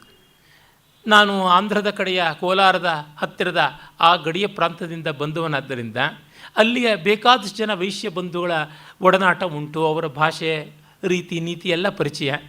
ಅಲ್ಲಿ ಹೇಳ್ತಾ ಇದ್ದಿದ್ದು, ಕೊಳ್ಳುವಾಗ ಪೆದ್ದಕ್ಕನೇ ಅಡಗರ ಅಂತ, ದೊಡ್ಡ ಸೇರನ್ನು ತೊಗೊಂಡು ಬಾ ಅಂತ ಕೊಳ್ಳುವಾಗ, ಮಾರುವಾಗ ಚಿನ್ನಕ್ಕನ ತೀಸ್ಕೊಂಡ್ರ ಅಂತ, ಚಿಕ್ಕ ಸೇರನ್ನು ತೊಗೊಂಡು ಬಾ ಅಂತ. ಯಾಕೆ ಬಹಳ ಹಿಂದೆ ಸದಾರಮೆ ನಾಟಕವನ್ನು ಬೆಳ್ಳಾವೆ ನರಹರಿ ಶಾಸ್ತ್ರಿಗಳು ಬರೆದಾಗ ಗುಬ್ಬಿ ವೀರಣ್ಣನವರು ಅದನ್ನು ಮಾಡ್ತಾ ಇದ್ದಾಗ ತುಂಬ ಕಡೆ ವೈಶ್ಯ ಬಾಂಧವರಿಂದ ಅದಕ್ಕೆ ವಿರೋಧ ಬರ್ತಾ ಇತ್ತು, ನಮ್ಮನ್ನು ಗೇಲಿ ಮಾಡಲಾಗಿದೆ ಅಂತ. ಅದನ್ನು ವ್ಯಕ್ತಿಗತವಾಗಿ ತಗೊಳ್ಬೇಕಾಗಿಲ್ಲ. ಗೊರೂರು ರಾಮಸ್ವಾಮಿ ಅಯ್ಯಂಗಾರರು ಹೇಮಾವತಿ ಅಂತನ್ನುವ ಕಾದಂಬರಿಯನ್ನು ಬರೆದ, ಅದು ಚಲನಚಿತ್ರವಾದಾಗ ಅದು ಇವರಿಗೆಲ್ಲರಿಗೂ ಗೇಲಿ ಮಾಡುವಂತೆ ಇದೆ, ಶ್ರೀ ವೈಷ್ಣವರಿಗೆ ಅಂತ ಅಂದುಕೊಳ್ಳೋದು, ಸಂಸ್ಕಾರದಿಂದ ಮಾಧ್ವರಿಗೆಲ್ಲ ಗೇಲಿ ಆಯಿತು ಅಂತ ಅಂದುಕೊಳ್ಳೋದು, ಇದೆಲ್ಲ ಸ್ವಲ್ಪ ಅತಿರೇಕದ ಪ್ರವೃತ್ತಿ ಅಂತ ಅನಿಸುತ್ತದೆ. ತೆಗೆದುಕೊಳ್ಳಬೇಕಾಗಿಲ್ಲ. ತುಂಬ ಅನ್ಯಾಯವಾಗಿ ವ್ಯಕ್ತಿಗತವಾಗಿ ದೂಷಣೆ ಇದ್ದಾಗ ಮಾತ್ರ ಹಾಗೆ ಗ್ರಹಿಸಬೇಕಾಗುತ್ತದೆ. ಇಲ್ಲಿ ಆ ಧ್ಯಾನಶೀಲತೆಯ ಬಗೆಗೆ ಕವಿ ಹೇಳುವುದು ಗಮನೀಯ. ಮತ್ತು ಎಂಥ ಲಕ್ಷ್ಮಿಯನ್ನೂ ಅವಳು ಶೂನ್ಯತೆಗೆ ತಂದಿಟ್ಟು ಬಿಡ್ತಾರೆ ಅಂತ ಹೇಳ್ತಾನೆ. ಸಾರಂ ಸಕಲ ಧನಾನಾಂ ಸಂಪತ್ಸು ವಿಭೂಷಣಂ ವಿಪದಿ ರಕ್ಷಾ ಏತೇ ಹರಂತಿ ಪಾಪ ಸತತಂ ತೇಜ ಪರಂ ಹೇಮ. ಬಂಗಾರ ಇಂಥದ್ದು, ಎಲ್ಲ ಧನಗಳ ಧನ ಮತ್ತು ಸಂಪತ್ತಿಯ ಸಂಪತ್ತಿ, ಅಲಂಕಾರದ ಅಲಂಕಾರ, ಆಪತ್ತಿನ ರಕ್ಷಣೆ. ಹೀಗಿರುವ ಬಂಗಾರವನ್ನೇ ಅವರು ಇಲ್ಲದಂತೆ ಮಾಡಿಬಿಡುತ್ತಾರೆ. ಮೊಸರಣ ಕಷಾಶ್ಮನಿ ನಿಕಷಃ ಮಂದರುಚಿಕ್ರಮಾಗತ ಕಲಾ ತೇಷಾಂ ಯೇಷಾಂ ಪರುಷ ಕಷಾಶ್ಮನಿ ವಿಕ್ರಯ ಕಾಲೇಪಿ ಲಾಭಕಲಾ. ಒರೆಗಲ್ಲು ಕಠೋರವಾದದ್ದು, ಅದು ಕಪ್ಪಾಗಿರ್ತಕ್ಕಂಥದ್ದು, ಒರಟೊರಟಾಗಿರ್ತಕ್ಕಂಥದ್ದು. ಅಂಥ ಕಲ್ಲಿಂದಲೂ ಇವರು ಎಷ್ಟು ಸಂಪಾದನೆ ಮಾಡಿಬಿಡ್ತಾರೆ ಅಂತ ಹೇಳ್ತಾನೆ. ಅಂದರೆ ಹೊರಗಿಟ್ಟು ನೋಡ್ತೀವಿ ಅಂತ ಅದನ್ನು ತೇದು 2-3 ಗುಂಜಿಯಷ್ಟು ತೆಗೆದುಕೊಂಡು ಬಿಟ್ಟಿರ್ತಾರೆ ಅಂತ ಸೂಕ್ಷ್ಮವಾಗಿ ಗಮನಿಸಿದ್ದಾನೆ. ಸೋಪಸ್ನೇಹ ಸ್ವೇದ ಸಿಕ್ತಕ ಮುದ್ರೋಪಿ ವಾಲುಕಾ ಪ್ರಾಯ ಸೋಷ್ಮಾಚ ಯುಕ್ತಿಭೇದಾತ್ ತುಲೋಪಲಾನಾಂ ಕಲಃ ಪಂಚ. ಇನ್ನು ತೂಗುವ ತಕ್ಕಡಿಯಲ್ಲಿ ಏನೆಲ್ಲ ಮಾಡ್ತಾರೆ ಅಂತಂದರೆ, ತಕ್ಕಡಿಗೆ ಜಿಡ್ಡು ಮೆತ್ತಿರ್ತಾರೆ, ಮತ್ತು ತಮ್ಮ ಬೆವರನ್ನೇ ಮೆತ್ತಿಬಿಟ್ಟಿರ್ತಾರೆ, ಅಲ್ಲಲ್ಲಿ ಒಂದಿಷ್ಟು ಮೈಣವನ್ನು ಮೆತ್ತಿರ್ತಾರೆ, ಮತ್ತು ಕೆಲವು ಕಡೆ ಸಣ್ಣ ಮರಳನ್ನು ಹಾಕಿಬಿಟ್ಟಿರ್ತಾರೆ, ಮತ್ತು ಒಂದು ಸ್ವಲ್ಪ ಈ ಬೂದಿ ಹೊಗೆ ಇತ್ಯಾದಿಗಳೆಲ್ಲನೂ ಅದ್ರ ಮೇಲೆ ಬಂದು ಕೂತ್ಕೊಳ್ಳೋ ಥರ ಮಾಡಿರ್ತಾರೆ. ಇಷ್ಟು ಬಂದರೂ ಸಾಕು ಲಾಭ ಆಗುತ್ತದೆ ಅಂತ ಮಾಡ್ತಾರೆ ಅಂತ. ಆ ಬಂಗಾರದ ತೂಕ ಎಷ್ಟು ಸೂಕ್ಷ್ಮವಾದದ್ದು, ಅಲ್ಲಿ ಇವರು ಆ ರೀತಿಯಾದ ವ್ಯವಸ್ಥೆಯನ್ನು ಮಾಡ್ಕೊಳ್ತಾರೆ. ಅಷ್ಟು ಮಾತ್ರವಲ್ಲದೆ ಇನ್ನೊಂದು ಅರ್ಥವನ್ನು ಹೇಳಬಹುದು. ಏನಂದರೆ, ಬಂಗಾರವನ್ನು ಕಾಯಿಸುವಾಗ, ಕರಗಿಸುವಾಗ, ಅರಿಗಿನ ಜೊತೆ ಸೇರಿಸುವಾಗ ಮತ್ತು ಅದನ್ನು ಎರಕ ಹೊಯ್ಯುವಾಗ, ತಕ್ಕಡಿಯಲ್ಲಿ ತೂಗುವಾಗ, ಹೀಗೆ 5 ಹಂತಗಳಲ್ಲಿ ಕೂಡ ಬಂಗಾರವನ್ನು ಅಪಹರಣ ಮಾಡಬಹುದು, ಹಾಗೆ ಉಂಟು ಅಂತ. ದ್ವಿಪುಟಾ ಸ್ಫೋಟ ವಿಪಾಕಾ ಸುವರ್ಣ ಸ್ಫೋಟ ವಿಪಾಕ ಸುವರ್ಣ ರಸಪಾಯಿನಿ ಸುತಾಮ್ರಕಲಾ ಸೀಸ ಮಲಕಾಚ ಚೂರ್ಣ ಗ್ರಹಣಪರ ಷಟ್ಕಲಾ ಮೂಷ. ಇನ್ನು ಆ ಮೂಸೆ ಕರಗಿಸೋದು ಯಾವುದುಂಟು, ಅಲ್ಲೂ ಅಷ್ಟೇ. ಕೊಟ್ಟ ಬಂಗಾರ ಕೊಟ್ಟಿಯಾಗಿದೆ, ಚೆನ್ನಾಗಿಲ್ಲ, ಒಳ್ಳೆಯ ಬಂಗಾರ ಅಂತ ಮಾಡಬೇಕು, ಅದಕ್ಕಾಗಿರುವ ಮಾಲಿನ್ಯವನ್ನೆಲ್ಲ ತೆಗೀಬೇಕು ಅಂತ ಹೇಳಿಬಿಟ್ಟು 1 ಬಾರಿ ಅಲ್ಲ 2 ಬಾರಿ ಕರಗಿಸಬೇಕು, ಪುಟ ಹಾಕಬೇಕು ಅಂತ ಹಾಗೆ ತೆಗೆದುಕೊಳ್ತಾರೆ. ಆಮೇಲೆ ಆ ಬಂಗಾರವನ್ನೂ ಕೂಡ ಬೇರೆ ಒಂದು ರೀತಿಯಲ್ಲಿ ಅವಿತಿಟ್ಟುಕೊಂಡು ಅದನ್ನು ನುಂಗಬಲ್ಲಂಥ ದ್ರವಗಳನ್ನು ಹಾಕ್ಕೊಂಡಿರ್ತಾರೆ ಅಂತ. ರಸಪಾಯಿನಿ ಅಂದರೆ ಅಕ್ವಾರ್ಜಿಯಾ ಇತ್ಯಾದಿ ಹೇಳ್ತೀವಲ್ಲ, ನೈಟ್ರೋಜನ್ ಮತ್ತು ನೈಟ್ರಿಕ್ ಆ್ಯಸಿಡ್ ಮತ್ತು ಸಲ್ಫ್ಯೂರಿಕ್ ಆ್ಯಸಿಡನ್ನು ಸೇರಿಸಿಬಿಟ್ಟು ಮಾಡ್ತಕ್ಕಂಥ ಅಕ್ವಾರ್ಜಿಯಾ ಅಂತ ಯಾವುದುಂಟು, ರಾಜದ್ರವ, ಅದರೊಳಗೆ ಬಂಗಾರ ಕರಗುತ್ತದೆ, ಅಂಥದ್ದನ್ನು ಹಾಕ್ಕೊಂಡು ನುಂಗು ಬಿಡ್ತಾರೆ. ಮತ್ತು ಸುತಾಮ್ರಕಲ, ಒಂದಿಷ್ಟು ತಾಮ್ರವನ್ನು ಹೆಚ್ಚಾಗಿಯೇ ಸೇರಿಸೋದು ಉಂಟು. ಆಮೇಲೆ ಸೀಸ ಇತ್ಯಾದಿ ಮಾಲಿನ್ಯವನ್ನು ತುಂಬಿಸಿಬಿಡ್ತಾರೆ. ಆಮೇಲೆ ಗಾಜಿನ ಮಣಿಗಳನ್ನೆಲ್ಲ ಹಾಕುವ ಭರದಲ್ಲಿ ತೇಯಮಾನ ಮಾಡೋದ್ರೊಳಗೆ ಸಾಕಷ್ಟು ನುಂಗುತ್ತಾರೆ. ಹೀಗೆ ಮೂಸೆಯಲ್ಲಿ ಕೂಡ ಬೇಕಾದಷ್ಟು ಮೋಸ ಮಾಡ್ತಾರೆ. ವಕ್ರಮುಖಿ ವಿಷಮಪುಟ ಸುಶಿರತಲ ನ್ಯಸ್ತಪಾರದ ಮೃದ್ವಿ ಪಕ್ಷಕಟ ಗ್ರಂಥಿಮತಿ ಸಿಕ್ತಕಲಾ ಬಹುಗುಣ ಪುರೋ ನಮ್ರ. ಹಾಗೆ ಅವರು ಪುಟ ಹಾಕುವಲ್ಲಿ ಅದನ್ನು ಪಾದರಸದಿಂದ ಬಂಗಾರಕ್ಕೆ ಒಂದು ಬೇರೆಯ ಬಣ್ಣವನ್ನು ತಂದು ಕೊಡುತ್ತದೆ. ಪಾದರಸವನ್ನು ಬಂಗಾರಕ್ಕೆ ಸವರಿದ್ರೆ ಆ ಬಂಗಾರ ಮಂಕಾಗಿ ಕಾಣುತ್ತದೆ. ಹಾಗೆ ಪಾದರಸದಲ್ಲಿ ಬಂಗಾರ ಕರಗುತ್ತದೆ ಎನ್ನುವ ಪ್ರತೀತಿ ಕೂಡ ಉಂಟು. ಹಾಗೆ ಮಾಡ್ತಾರೆ. ಮತ್ತು ಬಂಗಾರವನ್ನು ಅಪರಂಜಿಯಾಗಿದ್ದಾಗ ತುಂಬ ಮೃದುವಾಗಿರುತ್ತದೆ. ಇದು ಮೃದುವಾಗಿರೋದ್ರಿಂದ ಕೆಲಸಕ್ಕೆ ಬರೋದು ಕಷ್ಟ. ಹಾಗಾಗಿ ಅದನ್ನು ಗಟ್ಟಿ ಮಾಡ್ತೀವಿ ಅಂತ ಹೇಳ್ಬಿಟ್ಟು ಒಂದಷ್ಟು ತೆಗೆದುಕೊಳ್ತಾರೆ. ಮತ್ತು ಬಂಗಾರದಲ್ಲಿ ಕೊಂಡಿಗಳನ್ನು ಮಾಡಬೇಕು, ಸರಪಣಿಗಳನ್ನು ಮಾಡಬೇಕು, ಹೀಗೆ ಮಾಡಬೇಕು ಅಂತಂದಾಗ ಎಷ್ಟೆಷ್ಟು ಸೂಕ್ಷ್ಮವಾದ ಕುಸುರಿ ಕೆಲಸ ಆಗುತ್ತದೆಯೋ ಅಷ್ಟೆಷ್ಟು ಹೆಚ್ಚಾಗಿ ಬಂಗಾರ ಹೋಗುತ್ತದೆ. ಮತ್ತು ಬೆಸುಗೆ ಇದ್ದಷ್ಟು ಬಂಗಾರ ನಷ್ಟವಾಗುತ್ತದೆ. ಹಾಕಿದ ಬಂಗಾರ ಮತ್ತೆ ವಾಪಸ್ ಬರೋಲ್ಲ. ಈ ರೀತಿಯಾಗಿ ಎಲ್ಲ ಕೂಡ ಅದರಿಂದ ನುಂಗುತ್ತಾರೆ. ಮತ್ತು ಯಾವುದನ್ನು ಸಿಕ್ತ ಕಲಾ ಅಂತಂದರೆ ಇನ್ವೆಸ್ಟ್ಮೆಂಟ್ ಕ್ಯಾಸ್ಟಿಂಗ್ ಅಂತ ಹೇಳ್ತಾರೆ. ಇದನ್ನು ಮಧುಚ್ಚಿಷ್ಟ ವಿಧಾನ ಅಂತ ಕರೀತಾ ಇದ್ದರು. ಜೇನುಮೇಣದಲ್ಲಿ ಒಂದು ಮಾದರಿ ಮಾಡಿಕೊಂಡು ಅದನ್ನೇ ಒಂದು ಅಚ್ಚಾಗಿ ಮಾಡಿಕೊಂಡು ಆ ಅಚ್ಚಿನೊಳಗೆ ಎರಕ ಹೊಯ್ಯೋದು. ಜೇನುಮೇಣಕ್ಕೆ ಸುತ್ತಲೂ ಮಣ್ಣನ್ನು ಮೆತ್ತಿ ಅದನ್ನು ಒಣಗಿಸಿ ಆಮೇಲೆ ಬಿಸಿಯಲ್ಲಿಟ್ಟು ಕಾಯಿಸಿ ಆ ಮೈಣ ಕರಗುವಂತೆ ಮಾಡಿ ಮತ್ತು ಅದರ ಒಳಗೆ ಬಂಗಾರವನ್ನು ಸುರಿಯುವಂಥದ್ದು. ಹೀಗೆ ಮಾಡ್ತಾ ಇದ್ದದ್ದು ಇನ್ವೆಸ್ಟ್ಮೆಂಟ್ ಕ್ಯಾಸ್ಟಿಂಗ್ ಅಂತ ಸೆಕೆಂಡ್ ವರ್ಲ್ಡ್ ವಾರಿಂದ ಈಚೆಗೆ ವಿದೇಶಗಳಲ್ಲಿ ಬಂದದ್ದು. ಮೊದಲಿಂದಲೂ ಇದು ಪ್ರಾಚೀನ ಕಲೆಯಾಗಿ ವೇದಗಳಲ್ಲಿ ಕೂಡ ಕಾಣಿಸುವಂಥದ್ದು. ಈ ಒಂದು ವಿಧಾನಕ್ಕೆ ಮಧುಚ್ಚಿಷ್ಟ ವಿಧಾನ ಅಂತಾರೆ. ಆ ರೀತಿಯಲ್ಲಿ ಕೂಡ ಸಾಕಷ್ಟು ನುಂಗುತ್ತಾರೆ. ವಾತಭ್ರಾಂತ ತನ್ವಿ ಗುರ್ವೀವ ಪುರುಷವಾತ ಧೃತಚೂರ್ಣ ನಿರ್ಜೀವನ ಸಜೀವ ಷೋಡಶ ಹೆಮ್ನಸ್ತುಲಾಸು ಕಲಾಹ. ಇನ್ನು ತಕ್ಕಡಿಯನ್ನು ತೂಗುವಾಗ ಗಾಳಿಗಾಡುವಂಥದ್ದು, ಮತ್ತು ಒಂದು ತಕ್ಕಡಿನ ಸ್ವಲ್ಪ ಭಾರವಾಗಿ ಒಂದು ತಟ್ಟೆಯನ್ನು ಸ್ವಲ್ಪ ಹಗುರವಾಗಿ ಮಾಡಿಕೊಂಡಿರ್ತಕ್ಕಂಥದ್ದು, ಮತ್ತು ಅದರಲ್ಲಿ ಕೆಳಗಡೆಗೆ ಯಾವುದಾದ್ರೂ ಬೇರೆ ಲೇಪವನ್ನು ಮಾಡಿರುವಂಥದ್ದು, ಆಮೇಲೆ ಕೆಲವೊಂದಿಷ್ಟು ನೀರಿನ ಹನಿಗಳು ಅಲ್ಲಿ ಇರುವಂತೆ ಮಾಡೋದು, ಮತ್ತು ಅದರೊಳಗೆ ಫೈನರ್ ಟ್ಯೂನಿಂಗ್ ಅಂತ ಮಾಡ್ತೀವಲ್ಲ ಅಲ್ಲಿ ಮಾಡುವುದರೊಳಗೆ ಮೋಸ ಮಾಡುವಂಥದ್ದು. ಹೀಗೆ ಬೇಕಾದಷ್ಟು ರೀತಿಯಲ್ಲಿ ತಕ್ಕಡಿಯಲ್ಲಿ ಮೋಸ ಉಂಟು. ಆ ಮುಳ್ಳು ಸರಿಯಾಗಿ ಮಧ್ಯಕ್ಕಿರದೆ ಸ್ವಲ್ಪ ಪಕ್ಕಕ್ಕೆ ಡೊಂಕಾಗಿ ಮಾಡುವಂಥದ್ದು ಇವೆಲ್ಲ ಮಾಡ್ತಾರೆ. ಮಂದಸ್ಸಾವೇಗೋವ ಮಧ್ಯಚ್ಛಿನ್ನ ಸಶಬ್ದ ಫೂತ್ಕಾರ ಪಾತಿ ಶೀಕರಕಾರಿ ಫೂತ್ಕಾರ ಷಟ್ಕಲಸ್ತೇಷಾಂ. ಇನ್ನು ಬಂಗಾರವನ್ನು ಕರಗಿಸುವಾಗ ಉಫ್ಫಂತ ಊದಿ ಅದರ ಬೂದಿಯನ್ನು ಆಚೆಗೆ ತೆಗೆಯುವಲ್ಲಿ ಎಷ್ಟೋ ಬಂಗಾರ ಆಚೆಗೆ ಅಂಟಿಕೊಳ್ಳುವಂತೆ ಮಾಡಿಬಿಡ್ತಾರೆ. ಹೀಗಾಗಿ ಆ ಬೂದಿಯನ್ನು ತಳ್ಳುವಲ್ಲಿಯೂ ಕೂಡ ಬಂಗಾರವನ್ನು ನುಂಗುತ್ತಾರೆ. ಜ್ವಾಲಾವಲಯಿ ಧೂಮೋ ವಿಸ್ಫೋಟಿ ಮಂದಕ ಸ್ಫುಲಿಂಗೀ ಚ ಪೂರ್ವ ಧೃತತಾಮ್ರಚೂರ್ಣ ತೇಷಾಮಪಿ ಷಟ್ಕಲೋ ವನ್ಹಿ. ಇನ್ನು ಹೊಗೆಯ ಮರೆಯಲ್ಲಿ ಬಂಗಾರವನ್ನು ಅಪಹರಣ ಮಾಡ್ತಾರೆ. ಜ್ವಾಲೆ ಹೆಚ್ಚಾದಾಗ ಅದರೊಳಗೆ ಮಾಡ್ತಾರೆ. ಕಿಡಿ ಎಲ್ಲ ಕಡೆ ಚಿಮ್ಮಿದಾಗ ಎದುರಿಗೆ ಇದ್ದರೂ ಕೂಡ ಆ ಕಿಡಿಯ ಹಿನ್ನೆಲೆಯಲ್ಲಿ ಬಂಗಾರವನ್ನು ಅಪಹರಣ ಮಾಡ್ತಾರೆ. ಮತ್ತು ಅಗ್ಗದ ಲೋಹಗಳನ್ನು ಬೆರೆಸಿ ಇದರಲ್ಲಿ ಕಡಿಮೆ ಮಾಡಿಕೊಳ್ತಾರೆ. ಈ ರೀತಿಯಾಗಿ ಬೆಂಕಿಯ ಜ್ವಾಲೆ ಹಿನ್ನೆಲೆಯಲ್ಲಿ ಬೇಕಾದಷ್ಟು ಕರಾಮತ್ತು ನಡೆಸ್ತಾರೆ. ಪ್ರಶ್ನ ಕಥಾ ವಿಚಿತ್ರ ಕಂಡೂಯನಂ ಅಂಶುಕಾಂತರಾಕೃಷ್ಟಿ ದಿನವೇಲಾರ್ಕ ನಿರೀಕ್ಷಣಂ ಅತಿಹಾಸೋ ಮಕ್ಷಿಕಾಕ್ಷೇಪ ಕೌತುಕ ದರ್ಶನಮಸಕೃತ್ ಸ್ವಜನಕಲಿಹಿ ಸಲಿಲಪಾತ್ರಭಂಗಶ್ಚ ಬಹಿರಪಿ ಗಮನಂ ಬಹುಶೋ ದ್ವಾದಶ ಚೇಷ್ಟಾ ಕಲಾಸ್ತೇಷಾಂ.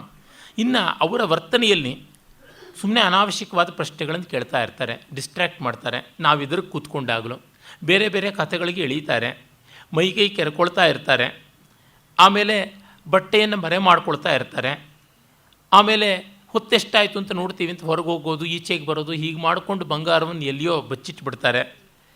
ಮತ್ತು ಬೇಕಾದಷ್ಟು ನಗುತ್ತಾರೆ. ಮತ್ತು ಸೊಳ್ಳೆ ನೊಣ ಇತ್ಯಾದಿಗಳ ಕೋಲಾಹಲ ಇದೆ ಅಂತ ಕೈಯನ್ನು ಆಚೆಗೆ ಈಚೆಗೆ ಬೀಸ್ತಾ ಇದ್ದು ನಮ್ಮ ದೃಷ್ಟಿಯನ್ನು ಬದಲಾಯಿಸ್ತಾ ಇರ್ತಾರೆ. ಆಮೇಲೆ ಇನ್ನೇನೋ ಸ್ವಾರಸ್ಯವನ್ನು ತೋರಿಸ್ತೀವಿ, ಇನ್ನೇನೋ ಮಾಡ್ತೀವಿ ಅಂತ ಹೇಳುವಂಥದ್ದು, ಮತ್ತು ತಮ್ಮ ಜನವನ್ನೆಲ್ಲ ಹೆಚ್ಚು ಸೇರಿಸ್ಕೊಂಡು ಗುಂಪು ಮಾಡ್ತಕ್ಕಂಥದ್ದು, ಮತ್ತು ನೀರಿನ ಪಾತ್ರೆ ತೊಗೊಳ್ಳೋದು, ನೀರನ್ನು ಕುಡಿಯುತ್ತೀವಿ ಅಂತ ಮಾಡೋದು, ಅಥವಾ ಉರುಳಿಸ್ಬಿಡೋದು, ಎಲ್ಲಿಂದ ಎತ್ತು ಕೊಡೋದು, ಅಲ್ಲಿ ಇಡೋದು, ಇಲ್ಲಿಡೋದು, ಹೀಗೆ ಮಾಡಿಬಿಟ್ಟು ಒಟ್ಟಿನಲ್ಲಿ ಡಿಸ್ಟ್ರ್ಯಾಕ್ಟ್ ಮಾಡ್ತಾರೆ ಅಲ್ಲಿರುವ ಗಿರಾಕಿಗಳನ್ನು. ಮತ್ತೆ ಹೊರಗಡೆ ಕೆಲಸ ಇದೆ, ಅಲ್ಲಿಗೆ ಹೋಗಬೇಕು ಇಲ್ಲಿಗೆ ಹೋಗಬೇಕು ಅಂತ ಕೆಲಸ ಬಿಟ್ಟು ಹೋಗ್ಬಿಡೋದು, ತುಂಬ ಹೊತ್ತು ಕಾಯಿಸೋದು. ಈ ಕಾಯಿಸುವಿಕೆಗೆ ಬೇಸರ ಆಗಿ ಗಿರಾಕಿ ಹೋದ ಮೇಲೆ ತಮಗೆ ಬೇಕಾದಂತೆ ಮಾಡಿಕೊಳ್ತಕ್ಕಂಥದ್ದು. ಈ ರೀತಿ 12 ಬಗೆಯಾದ ಚೇಷ್ಟೆಗಳು ಉಂಟು ಅಂತ ಹೇಳ್ತಾನೆ.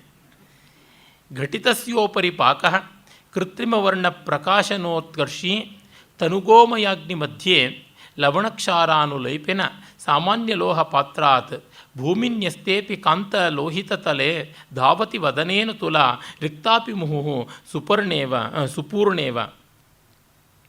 ಸಾಮಾನ್ಯ ಲೋಹ ಪಾತ್ರಾತ್ ಭೂಮಿನ್ಯಸ್ತೇಪಿ ಕಾಂತಲೋಹತಲೆ. ಕೆಳಗಡೆಗೆ ಅಯಸ್ಕಾಂತಗಳನ್ನು ಇಟ್ಟಿರ್ತಾರೆ. ಕಬ್ಬಿಣದ ತಟ್ಟೆ ಹೇಗಂದ್ರೆ ಹಾಗೆ ತುಂಬಿದ್ರೂ ತುಂಬಿಲ್ಲದೆ ಇದ್ದರೂ ಬಾಯಿಗೆ ಬಂದಂತೆ ಓಲಾಡ್ತಾ ಇರುತ್ತದೆ. ಹೀಗೆಲ್ಲ ಮಾಡ್ತಾರೆ ಅಂತ ಹೇಳ್ಬಿಟ್ಟಂತಾನೆ. ನೆಲದೊಳಗಡೆಗೆ ಅಯಸ್ಕಾಂತವನ್ನು, ಪ್ರಬಲ ಅಯಸ್ಕಾಂತವನ್ನು ಇಟ್ಟು ತನ್ನ ಮೂಲಕ ಎಳೆಸ್ತಾ ಇರ್ತಾರೆ ತಟ್ಟೆಯನ್ನು ಅಂತ. ಹಾಗಾಗಿ ರಿಕ್ತಾಪಿ ಮುಹು ಸುಪೂರ್ಣೇವ ವಲತಿ. ಖಾಲಿ ಇದ್ದರೂ ಕೂಡ ತುಂಬಿದೆಯೋ ಎಂಬಂತೆ ಜಗ್ತಾ ಇರುತ್ತೆ ಕೆಳಕ್ಕೆ. ಪ್ರತಿಬುದ್ಧೇ ಜತಿಯೋಗ್ಯೆ ಪ್ರಕ್ಷಿಪ್ತ ನಿಗೂಢ ಕನಕ ಕಣಂ ತ್ವರಿತಂ ಪೂರ್ಣಕಾಲೆ ಸುಖೇನ ಹರ್ತುಂ ಸಮಾಯಾತಿ. ಮತ್ತು ಪ್ರತಿಬದ್ಧೇ ಜತುಯೋಗ್ಯ, ಅರಗನ್ನು ಸೇರಿಸಿ ಮಾಡುವಂಥದ್ದುಂಟು. ಹಳೆ ಕಾಲದಲ್ಲಿ ಅರಗನ್ನು ತುಂಬಿ ಮಾಡುವ ಒಡವೆಗಳು ಬಹಳ ಇದ್ದವು. ಈಚೆಗೆ ಆ ಕಲೆ ಸ್ವಲ್ಪ ನಷ್ಟವಾಗಿದೆ. ನನಗೆ ಜ್ಞಾಪಕ ಬರ್ತದೆ, ಈ ಗಂಜಾಂ ಸಂಸ್ಥೆಯವರ ಒಡವೆಗಳು ಬಹಳ ವಿಖ್ಯಾತವಾದವು. ಅವರ ಕುಟುಂಬದವರು ಒಬ್ಬರು ಗಂಜಾಂ ಉಮಾ ಅಂತ ಬಹಳ ಒಳ್ಳೆಯ ಚಿತ್ರಕಲಾವಿದೆ ಕೂಡ. ಅವರು ಹೇಳ್ತಾ ಇದ್ದರು ಅವರಿಗಿರುವ ಸಮಸ್ಯೆಗಳು ಏನು ಅಂತ. ಕೆಲವರು ಅತ್ಯಂತ ಚೆನ್ನಾಗಿ ಮಾಡಬಲ್ಲವರು ಯಾರೂ ಎದುರಿಗಿರಬಾರ್ದು ಆಗಲೇ ಮಾಡೋದು ಅಂತ. ಯಾಕೆಂದರೆ ಆ ಅರಗಿನ ಕಲೆಯನ್ನು ಇನ್ಯಾರೂ ಕಲಿತಿರಬಾರ್ದು, ತಮ್ಮಲ್ಲಿ ಮಾತ್ರ ಇರಬೇಕು ವಿದ್ಯೆ ಅಂತ. ಅಯ್ಯ ನಿನಗೇನೋ ಆಕ್ಸಿಡೆಂಟ್ ಆಯಿತು, ಕೈ ಮುರ್ಕೊಂಡೆ, ಪ್ರಾಣವೇ ಹೋಯಿತು, ಆಗ ಈ ವಿದ್ಯೆ ನಷ್ಟವಾಗುತ್ತದಲ್ಲ ಅಂದರೆ ತೊಂದರೆ ಇಲ್ಲ, ನನ್ನಿಂದ ವಿದ್ಯೆ ಹೋದರೂ ಪರವಾಗಿಲ್ಲ, ನಾನು ಯಾರಿಗೂ ಕಲಿಸೋಲ್ಲ ಅಂತ ಹಾಗೆ ಆ ಥರ ಮಾಡಿಕೊಂಡಿದ್ದಾರೆ ಅಂತ ಹೇಳ್ತಾ ಇದ್ದರು. ಬಹಳ ಅಲ್ಪ ಪ್ರಮಾಣದ ಬಂಗಾರವನ್ನು ಬಳಸಿ ತುಂಬ ದೊಡ್ಡ ರೀತಿಯಲ್ಲಿ ಚೆನ್ನಾಗಿ ಕಾಣುವಂಥ ಒಡವೆಗಳನ್ನು ಮಾಡುವಲ್ಲಿ ಅರಗನ್ನು ಹೆಚ್ಚಾಗಿ ಬಳಸ್ತಾರೆ. ಅದು ಹೇಳ್ತಾ ಇದ್ದಾರೆ. ಪ್ರತಿಬದ್ಧೆ ಜತುಯೋಗ್ಯೆ ಪ್ರಕ್ಷಿಪ್ತ ನಿಗೂಢ ಕನಕ ಕಣಂ. ಅಷ್ಟು ಸ್ವಲ್ಪ ಪ್ರಮಾಣದಲ್ಲಿ ಬಂಗಾರ ಬಳಸಿ ದೊಡ್ಡ ದೊಡ್ಡ ಒಡವೆಗಳನ್ನು ಮಾಡೋಕ್ಕೆ ಹೋದಾಗ ಕಣಕಣ ಬಂಗಾರವನ್ನು ಕೂಡ ಹಾಯಾಗಿ ಬಾಯಿಂದಲೇ ಊದಿಬಿಟ್ಟು ಪಕ್ಕಕ್ಕೆ ಸರಿಸ್ಕೊಂಡು ತಮ್ಮದನ್ನಾಗಿ ಮಾಡಿಕೊಳ್ತಾರೆ. ಯಾಕೆಂದರೆ ಅದು ತುಂಬ ಫೈನ್ ವರ್ಕು, ತುಂಬ ತೆಳ್ಳಗಿರತಕ್ಕಂಥ ಬಂಗಾರದ ರೇಖುಗಳಿಂದಲೇ ಮಾಡುವಂಥದ್ದು. ಅದಕ್ಕೆ ಬಾಯಿಂದ ಊದಿಬಿಟ್ರೆ ಸಾಕು, ಆಚೆಗೆ ಹೊರಟೋಗುತ್ತೆ. ಉಜ್ವಲನೇಪಿ ಚ ತೇಷಾಂ ಪಾತನಂ ಅತಿಸುಕರಂ ಅಶ್ಮಕಾಲೇ ಚ ಸದೃಶ ವಿಚಿತ್ರಾಭರಣೆ ಪರಿವರ್ತನ ಲಾಘವ ಪ್ರಸಾರಶ್ಚ. ಇನ್ನು ಅದಕ್ಕೆ ಪಾಲಿಷ್ ಮಾಡುವಾಗ, ಬರ್ನಿಷಿಂಗ್ ಅಂತ ಕರೀತಾರಲ್ಲ, ಮುಲಾಮ್ ಹಾಕುವಾಗಲೂ ಬೇಕಾದಷ್ಟು ಮೋಸ ಮಾಡ್ತಾರೆ ಅಂತ ಹೇಳ್ತಾನೆ. ಆ ಚೆನ್ನಾಗಿ ಉಜ್ಜಿ ತೋರಿಸುವಲ್ಲಿ, ಹೊಳಪನ್ನು ಕೊಡುವಲ್ಲಿ ಕೂಡ ಸಾಕಷ್ಟು ಬಂಗಾರ ಹೋಗುತ್ತದೆ. ಅದಕ್ಕೂ ಕೂಡ ನಾವೇ ಬಾಧ್ಯರಾಗ್ತೀವಿ. ಪೂರ್ಣಾದಾನೆ ಘಟನೆ ನೇಕ್ಷಾ ಮಾಶಾರ್ಪಣಂ ಪ್ರಭಾಯೋಗ ಕಾಲಹರಣ ವಿನಾಶ ಪ್ರತಿಪೂರ್ಣ ಯಾಚನಂ ಬಹುಶ್ಲೇಷ. ಇನ್ನು ಪೂರ್ತಿಯಾದ ಒಡವೆನ ಕೊಡದೇ ಇರತಕ್ಕಂಥದ್ದು, ಆಮೇಲೆ ಯಾವುದೋ ಒಂದೋ ಎರಡೋ ಕೊಂಡಿನ ಹಾಗೆ ಬಿಟ್ಬಿಟ್ಟಿರುವಂಥದ್ದು, ಮತ್ತು ಅದಕ್ಕೆ ಪೂರ್ಣವಾಗಿ ಮುಲಾಮ್ ಮಾಡದೇ ಇರತಕ್ಕಂಥದ್ದು. ಹೀಗೆಲ್ಲ ಮಾಡಿ ಬಹಳ ಆಗಬಾ ಹೀಗಬಾ ಹೋಗಿಬಾ ಅಂತ ಹೇಳಿ ಮತ್ತೊಮ್ಮೆ ನಿಮ್ಮ ಒಡವೆ ಪೂರ್ತಿ ಸರಿಯಾಗಿಲ್ಲ, ಮತ್ತೊಮ್ಮೆ ಮಾಡಿಕೊಡ್ತೀನಿ ಕೊಡಿ ಅಂತ ಕೊಟ್ಟಿದ್ದನ್ನು ವಾಪಸ್ ಕಿತ್ಕೊಂಡು ಬಿಡೋದು, ಈ ರೀತಿಯಾದದ್ದು ಮಾಡ್ತಾರೆ. ಏಕಾದಶ ಯುಕ್ತಿ ಕಲಾಸ್ತೇಷಾಂ ಏತಾ ಸಮಾಸೇನ ಏಕೈವ ಕಲಾ ಮಹತಿ ನಿಶಿಗಮನಂ ಸರ್ವಮಾದಾಯ. ಇವೆಲ್ಲವೂ ಕಡೆಯಲ್ಲಿ ರಾತ್ರಿ ಅವರು ಕಳ್ಳ ಕೆಲಸವನ್ನೆಲ್ಲವನ್ನೂ ಒಪ್ಪ ಮಾಡ್ಕೊಂಡು ಬಿಡ್ತಾರೆ ಅಂತ. ಅಂದರೆ ಯಾರೋ ಕಳ್ಳತನದ ಒಡವೆಗಳನ್ನು ತೆಗೆದುಕೊಂಡು ಹೋಗಿ ಕೊಟ್ಟರೆ ಅದಕ್ಕೆ ರಾತ್ರಿ ಹೊತ್ತು ತಾನೇ ಡೀಲಿಂಗ್ಸು, ಅದನ್ನು ಮಾಡ್ತಾರೆ. ಅದು ಒಂದು ಮಹಾಕಲೆ ಅವರದು, ಅದ್ವಿತೀಯವಾದ ಕಲೆ ಅಂತ ಹೇಳ್ತಾನೆ. ಏತಾ ಹೇಮಕರಾಣಾಂ ವಿಚಾರಲಭ್ಯ ಕಲಾಶ್ಚತುಷ್ಷಷ್ಟಿ ಅನ್ಯಾ ಗೂಢಶ್ಚ ಕಲಾ ಸಹಸ್ರನೇತ್ರೋಪಿ ನೋವೇತಿ. ಇದು ನನಗೆ ಗೊತ್ತಿರೋ 64 ಕಲೆಗಳು ಅಕ್ಕಸಾಲಿಗರಲ್ಲಿರೋದು. ಇನ್ನು ಮಿಕ್ಕ ಕಲೆಗಳು ಎಷ್ಟೋ ಅದು ಸಹಸ್ರಾಕ್ಷನಾದ ಇಂದ್ರನಿಗೂ ಗೊತ್ತೋ ಇಲ್ವೋ ಅಂತ ಹೇಳ್ತಾನೆ ಕವಿ. ಒಟ್ಟು 64 ಲಿಸ್ಟ್ ಮಾಡಿದ್ದಾನೆ ಇವನು. ಬಹಳ ಈ ರೀತಿಯಾದ ಟ್ಯಾಬ್ಯುಲೇಷನ್ ಕೋವಿದ. ನಮ್ಮ ಪ್ರಾಚೀನ ಭಾರತದ ಅನೇಕ ಶಾಸ್ತ್ರಜ್ಞರು ಹಾಗೆ ಪ್ರತಿಯೊಂದನ್ನು ನೂರಾರು ವಿಭಾಗಗಳಾಗಿ ಮಾಡಿ ಕ್ಯಾಟಗರೈಸ್ ಮಾಡುವಂಥದ್ದು. ಅವರು ಸುಶೀಲ್ ಕುಮಾರ್ ಡೇ ಅಂತ ದೊಡ್ಡ ಅಲಂಕಾರಿಕರು ಇಂಡಿಯನ್ ಪೊಯಿಟಿಕ್ಸ್ ಅನ್ನುವ ಗ್ರಂಥದಲ್ಲಿ ಬರೀತಾರೆ, when we read these works we feel as ದೋ we are reading A catalogue and index than A book it self ಅಂತ. ಈ ಥರದ್ದು ಉಂಟು. ಏನು ಮಾಡೋದು, ಸ್ಪೆಷಲೈಸೇಷನಿನ ಲಕ್ಷಣ ಅದು. ಹೀಗಾಗಿ ಇನ್ನು ಮುಂದೆ ಒಂದು ಸಣ್ಣ ಕಥೆಯನ್ನು ಹೇಳ್ತಾನೆ. ಮೇರು ಸ್ಥಿತೋತಿ ದೂರೆ ಮನುಷ್ಯ ಭೂಮಿಂ ಚಿರಾತ್ ಪರಿತ್ಯಜ್ಯ ಭೀತೋವಶ್ಯಂ ಚೌರ್ಯಾತ್ ಘೋರಾಣಾಂ ಹೇಮಕಾರಾಣಾಂ. ಬಂಗಾರದ ಬೆಟ್ಟವಾದ ಮೇರು ಯಾತಕ್ಕೆ ಭೂಲೋಕದಲ್ಲಿ ಇಲ್ಲ ಅಂದರೆ ಅಕ್ಕಸಾಲಿಗರು ನನ್ನನ್ನು ಸುಮ್ಮನೆ ಬಿಡೋದಿಲ್ಲ ಅಂತ ಹಾರಿ ಹೋಗಿಬಿಟ್ಟಿದೆ ಸ್ವರ್ಗಕ್ಕೆ ಅಂತ.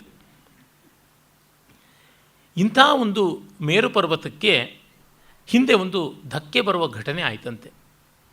ದೇವ ದಾನವರ ಸಂಗ್ರಾಮ ಆದಾಗ ರಾಕ್ಷಸರೆಲ್ಲರೂ ತಿರಸ್ಕೃತರಾದರು. ಆಮೇಲೆ ಇದ್ದಕ್ಕಿದ್ದಂತೆ ದೇವತೆಗಳಿಗೆ ಮೇರು ಪರ್ವತ ಪಕ್ಕಕ್ಕೆ ವಾಲ್ತಾ ಇದೆ ಅಂತ ಅನ್ನಿಸ್ತಂತೆ, ಕುಸಿತಾ ಇದೆ ಅಂತ ಅನ್ನಿಸ್ತು. ಏನು ಅಂತ ನೋಡಿದಾಗ ವಿಚಿತ್ರವಾದ ಎಲಿಗಳು ಬಂದು ಮೇರು ಪರ್ವತದ ಸುತ್ತಲಿಂದ ಡೊಗರು ಮಾಡಿ ಕೆಳಗಿಂದ ಬಗದು ಹಾಕ್ತಾ ಇವೆಯಂತೆ. ಏನು ಅಂತ ಗೊತ್ತಾಗದೆ ಯೋಚನೆ ಮಾಡಿದ್ರು. ಆಮೇಲೆ ತಸ್ಮಿನ್ ಜರ್ಜರ ಶಿಖರೆ ವಿವರೋದರ ದಲಿತ ಕನಕ ಕೂಟತಟೆ ಕಲ್ಪಾಂತಾಗಮ ಶಂಕಾ ಭಯಮಾವಿರಭೂತ್ ಅಮರ್ತ್ಯಾನಾಂ ಆಹಚ ದಿವ್ಯದಶಾ ತದ್ವಿಲೋಕ್ಯ ಸರ್ವಂ ಸುರಾನ್ ಅಥ ಅಗಸ್ತ್ಯ ಏತೇತೆ ಬ್ರಹ್ಮಜ್ಞಾಃ ನಿಶಾಚರಾಃ ತ್ರಿದಶ ಸಂಗರೆ ನಿಹತಾಃ ಜಾತಾಃ ಮೂಷಕರೂಪಾಃ ಮೇರುನಿಪಾತೆ ಕೃತಾರಂಭಾಃ ವಧ್ಯಾಃ ಪುನರಪಿ ಭವತಾಮಾಶ್ರಮಭಂಗಾನ್ ಮುನೀನಾಂಚ. ಈ ರಾಕ್ಷಸ ಇಲಿಗಳು ಇನ್ಯಾರೂ ಅಲ್ಲ, ನೀವು ದೇವಾಸುರ ಸಂಗ್ರಾಮದಲ್ಲಿ ಕೊಂದ ರಾಕ್ಷಸರೇನೇ ಈ ರೀತಿಯಾದ ರಾಕ್ಷಸ ಇಲಿಗಳಾಗಿರುವಂಥದ್ದು. ಈ ರಾಕ್ಷಸ ಮೂಷಕಗಳನ್ನು ಮತ್ತೆ ನೀನು ಕೊಲ್ಲಬೇಕು, ಇಲ್ಲ ಓಡಿಸಬೇಕು. ಆಗ ಮೇರು ಪರ್ವತ ಸರಿಯಾಗಿರ್ತದೆ, ಇಲ್ಲದೇ ಪ್ರಳಯವೇ ಉಂಟಾಗ್ಬಿಡುತ್ತೆ. ಮೇರು ಕುಸಿತು ಅಂದರೆ ಸ್ವರ್ಗವೇ ಕುಸಿತೋಗುತ್ತದೆ ಅಂತ. ಆಗ ಇಂದ್ರ ತತ್ಕ್ಷಣವೇ ಅವರೆಲ್ಲರನ್ನೂ ಕೂಡ ಭಯಾನಕವಾದ ಹೊಗೆಯನ್ನು ಬಿಲಬಿಲಗಳಲ್ಲಿ ತುಂಬಿಸಿಬಿಟ್ಟು ಶ್ರುತ್ವೈತನ್ ಮುನಿವಚನಂ ಧೂಮೇನ ಬಿಲಾವಲೀಂ ಸಮಾಪೂರ್ಯ ಶಾಪೇನ ಪೂರ್ವದಗ್ಧಾನ್ ಜಗ್ದುಸ್ತ್ರಿದಶ ಮಹಾಮೂಷಾನ್. ಆಗ ಉಸಿರು ಕಟ್ಕೊಂಡು ಸತ್ತವನ್ನು ಅಲ್ಲಿಂದ ಆಚೆಗೆ ಬಂದವನ್ನ ಎಲ್ಲವನ್ನು ಹೊರಗೆ ನಿಷ್ಕಾಸನ ಮಾಡಿ ನೀವೆಲ್ಲ ಭೂಮಿಗೆ ಹೋಗಿ ಅಕ್ಸಾಲಿಗರಾಗಿ ಹುಟ್ಟಿ ಅಂತಂದನಂತೆ. ಏತೇ ತಯೇವ ಮೂಷಾಃ ಸುವರ್ಣಕಾರ ಕ್ಷಿತೌ ಪುನರ್ಜಾತಾಃ ಜನ್ಮಾಭ್ಯಾಸಾದನಿಶಂ ಕಾಂಚನಚೂರ್ಣಂ ನಿಕರ್ಷಂತಿ. ಹೀಗಾಗಿ ಆ ಮೇರು ಪರ್ವತವನ್ನು ಕೊರೆಯುವಂಥ ಹಿಂದಿನ ಜನ್ಮದ ವಾಸನೆ ಇವತ್ತಿಗೂ ಹೋಗದೆ ಬಂಗಾರ ಸಾಧ್ಯವಾದಷ್ಟು ಅವರು ಒಳಗೆ ಲಗಾಯಿಸ್ತಾ ಇರ್ತಾರೆ ಅಂತ ಹೇಳಿ ಕವಿ ಮುಗಿಸ್ತಾನೆ. ಇದು ಎಲ್ಲ ವೃತ್ತಿಗಳ ಬಗೆಗೆ ಮಾಡಿದ ವ್ಯಾಖ್ಯಾನವೇ ಆಗಿದೆ ಅಂತಂದರೆ ತಪ್ಪಲ್ಲ. ಕವಿಗೆ ಸಮಾಜದಲ್ಲಿ ನಡೆಯುವ ಅನ್ಯಾಯಗಳನ್ನು ಅಷ್ಟು ವ್ಯವಸ್ಥಿತವಾದ ರೀತಿಯಲ್ಲಿ ನಿರೂಪಣೆ ಮಾಡುವ ತಾಳ್ಮೆ, ರುಚಿ ಎರಡೂ ಕೂಡ ಗಮನೀಯವಾದದ್ದು. ಆಮೇಲೆ 9ನೇ ಸರ್ಗದಲ್ಲಿ ಬಗೆ ಬಗೆಯ ಧೂರ್ತರ ಚೇಷ್ಟೆಗಳನ್ನು ವಿಸ್ತೃತವಾಗಿ ಪಟ್ಟಿ ಮಾಡ್ತಾನೆ. ಅದು ಕಥೆ ಅಂತ ಯಾವುದೂ ಇಲ್ಲದೆ ಒಂದಾದ ಮೇಲೆ ಒಂದು ಸೂಕ್ತಿಗಳನ್ನು ಹೇಳ್ತಾ ಹೋಗ್ತಾನೆ. ಇದು ಕ್ಷೇಮೇಂದ್ರನಿಗೆ ವಿಶಿಷ್ಟವಾದಂಥದ್ದು. ಏತೇಹಿ ದೇಹದಾಹ ದ್ವಿರಹ ಇವ ದುಸ್ಸಹ ಭಿಷಜ ಗ್ರೀಷ್ಮ ದಿವಸ ಇವೋಗ್ರಾಹ ಬಹುತೃಷ್ಣಾ ಶೋಷಯಂತ್ಯೇವ. ಈ ವೈದ್ಯರು ಏನು ಮಾಡ್ತಾರೆ, ದೇಹದಾಹಾತ್ ನಮಗೆ ಪೇಷಂಟ್ಗಳಿಗೆ ಮೈ ಸುಡ್ತಾ ಇದ್ದರೆ, ವಿರಹ ಕಾತರರಂತೆ ಒದ್ದಾಡ್ತಾ ಇದ್ದರೆ ಇವರು ಇನ್ನಷ್ಟು ಒಣಗಿಸಿಬಿಡ್ತಾರೆ ತಮ್ಮ ಬಿಲ್ಲುಗಳನ್ನು, ಔಷಧಿಗಳನ್ನು ಎಲ್ಲ ಹಾಕಿಬಿಟ್ಟು ಅಂತ.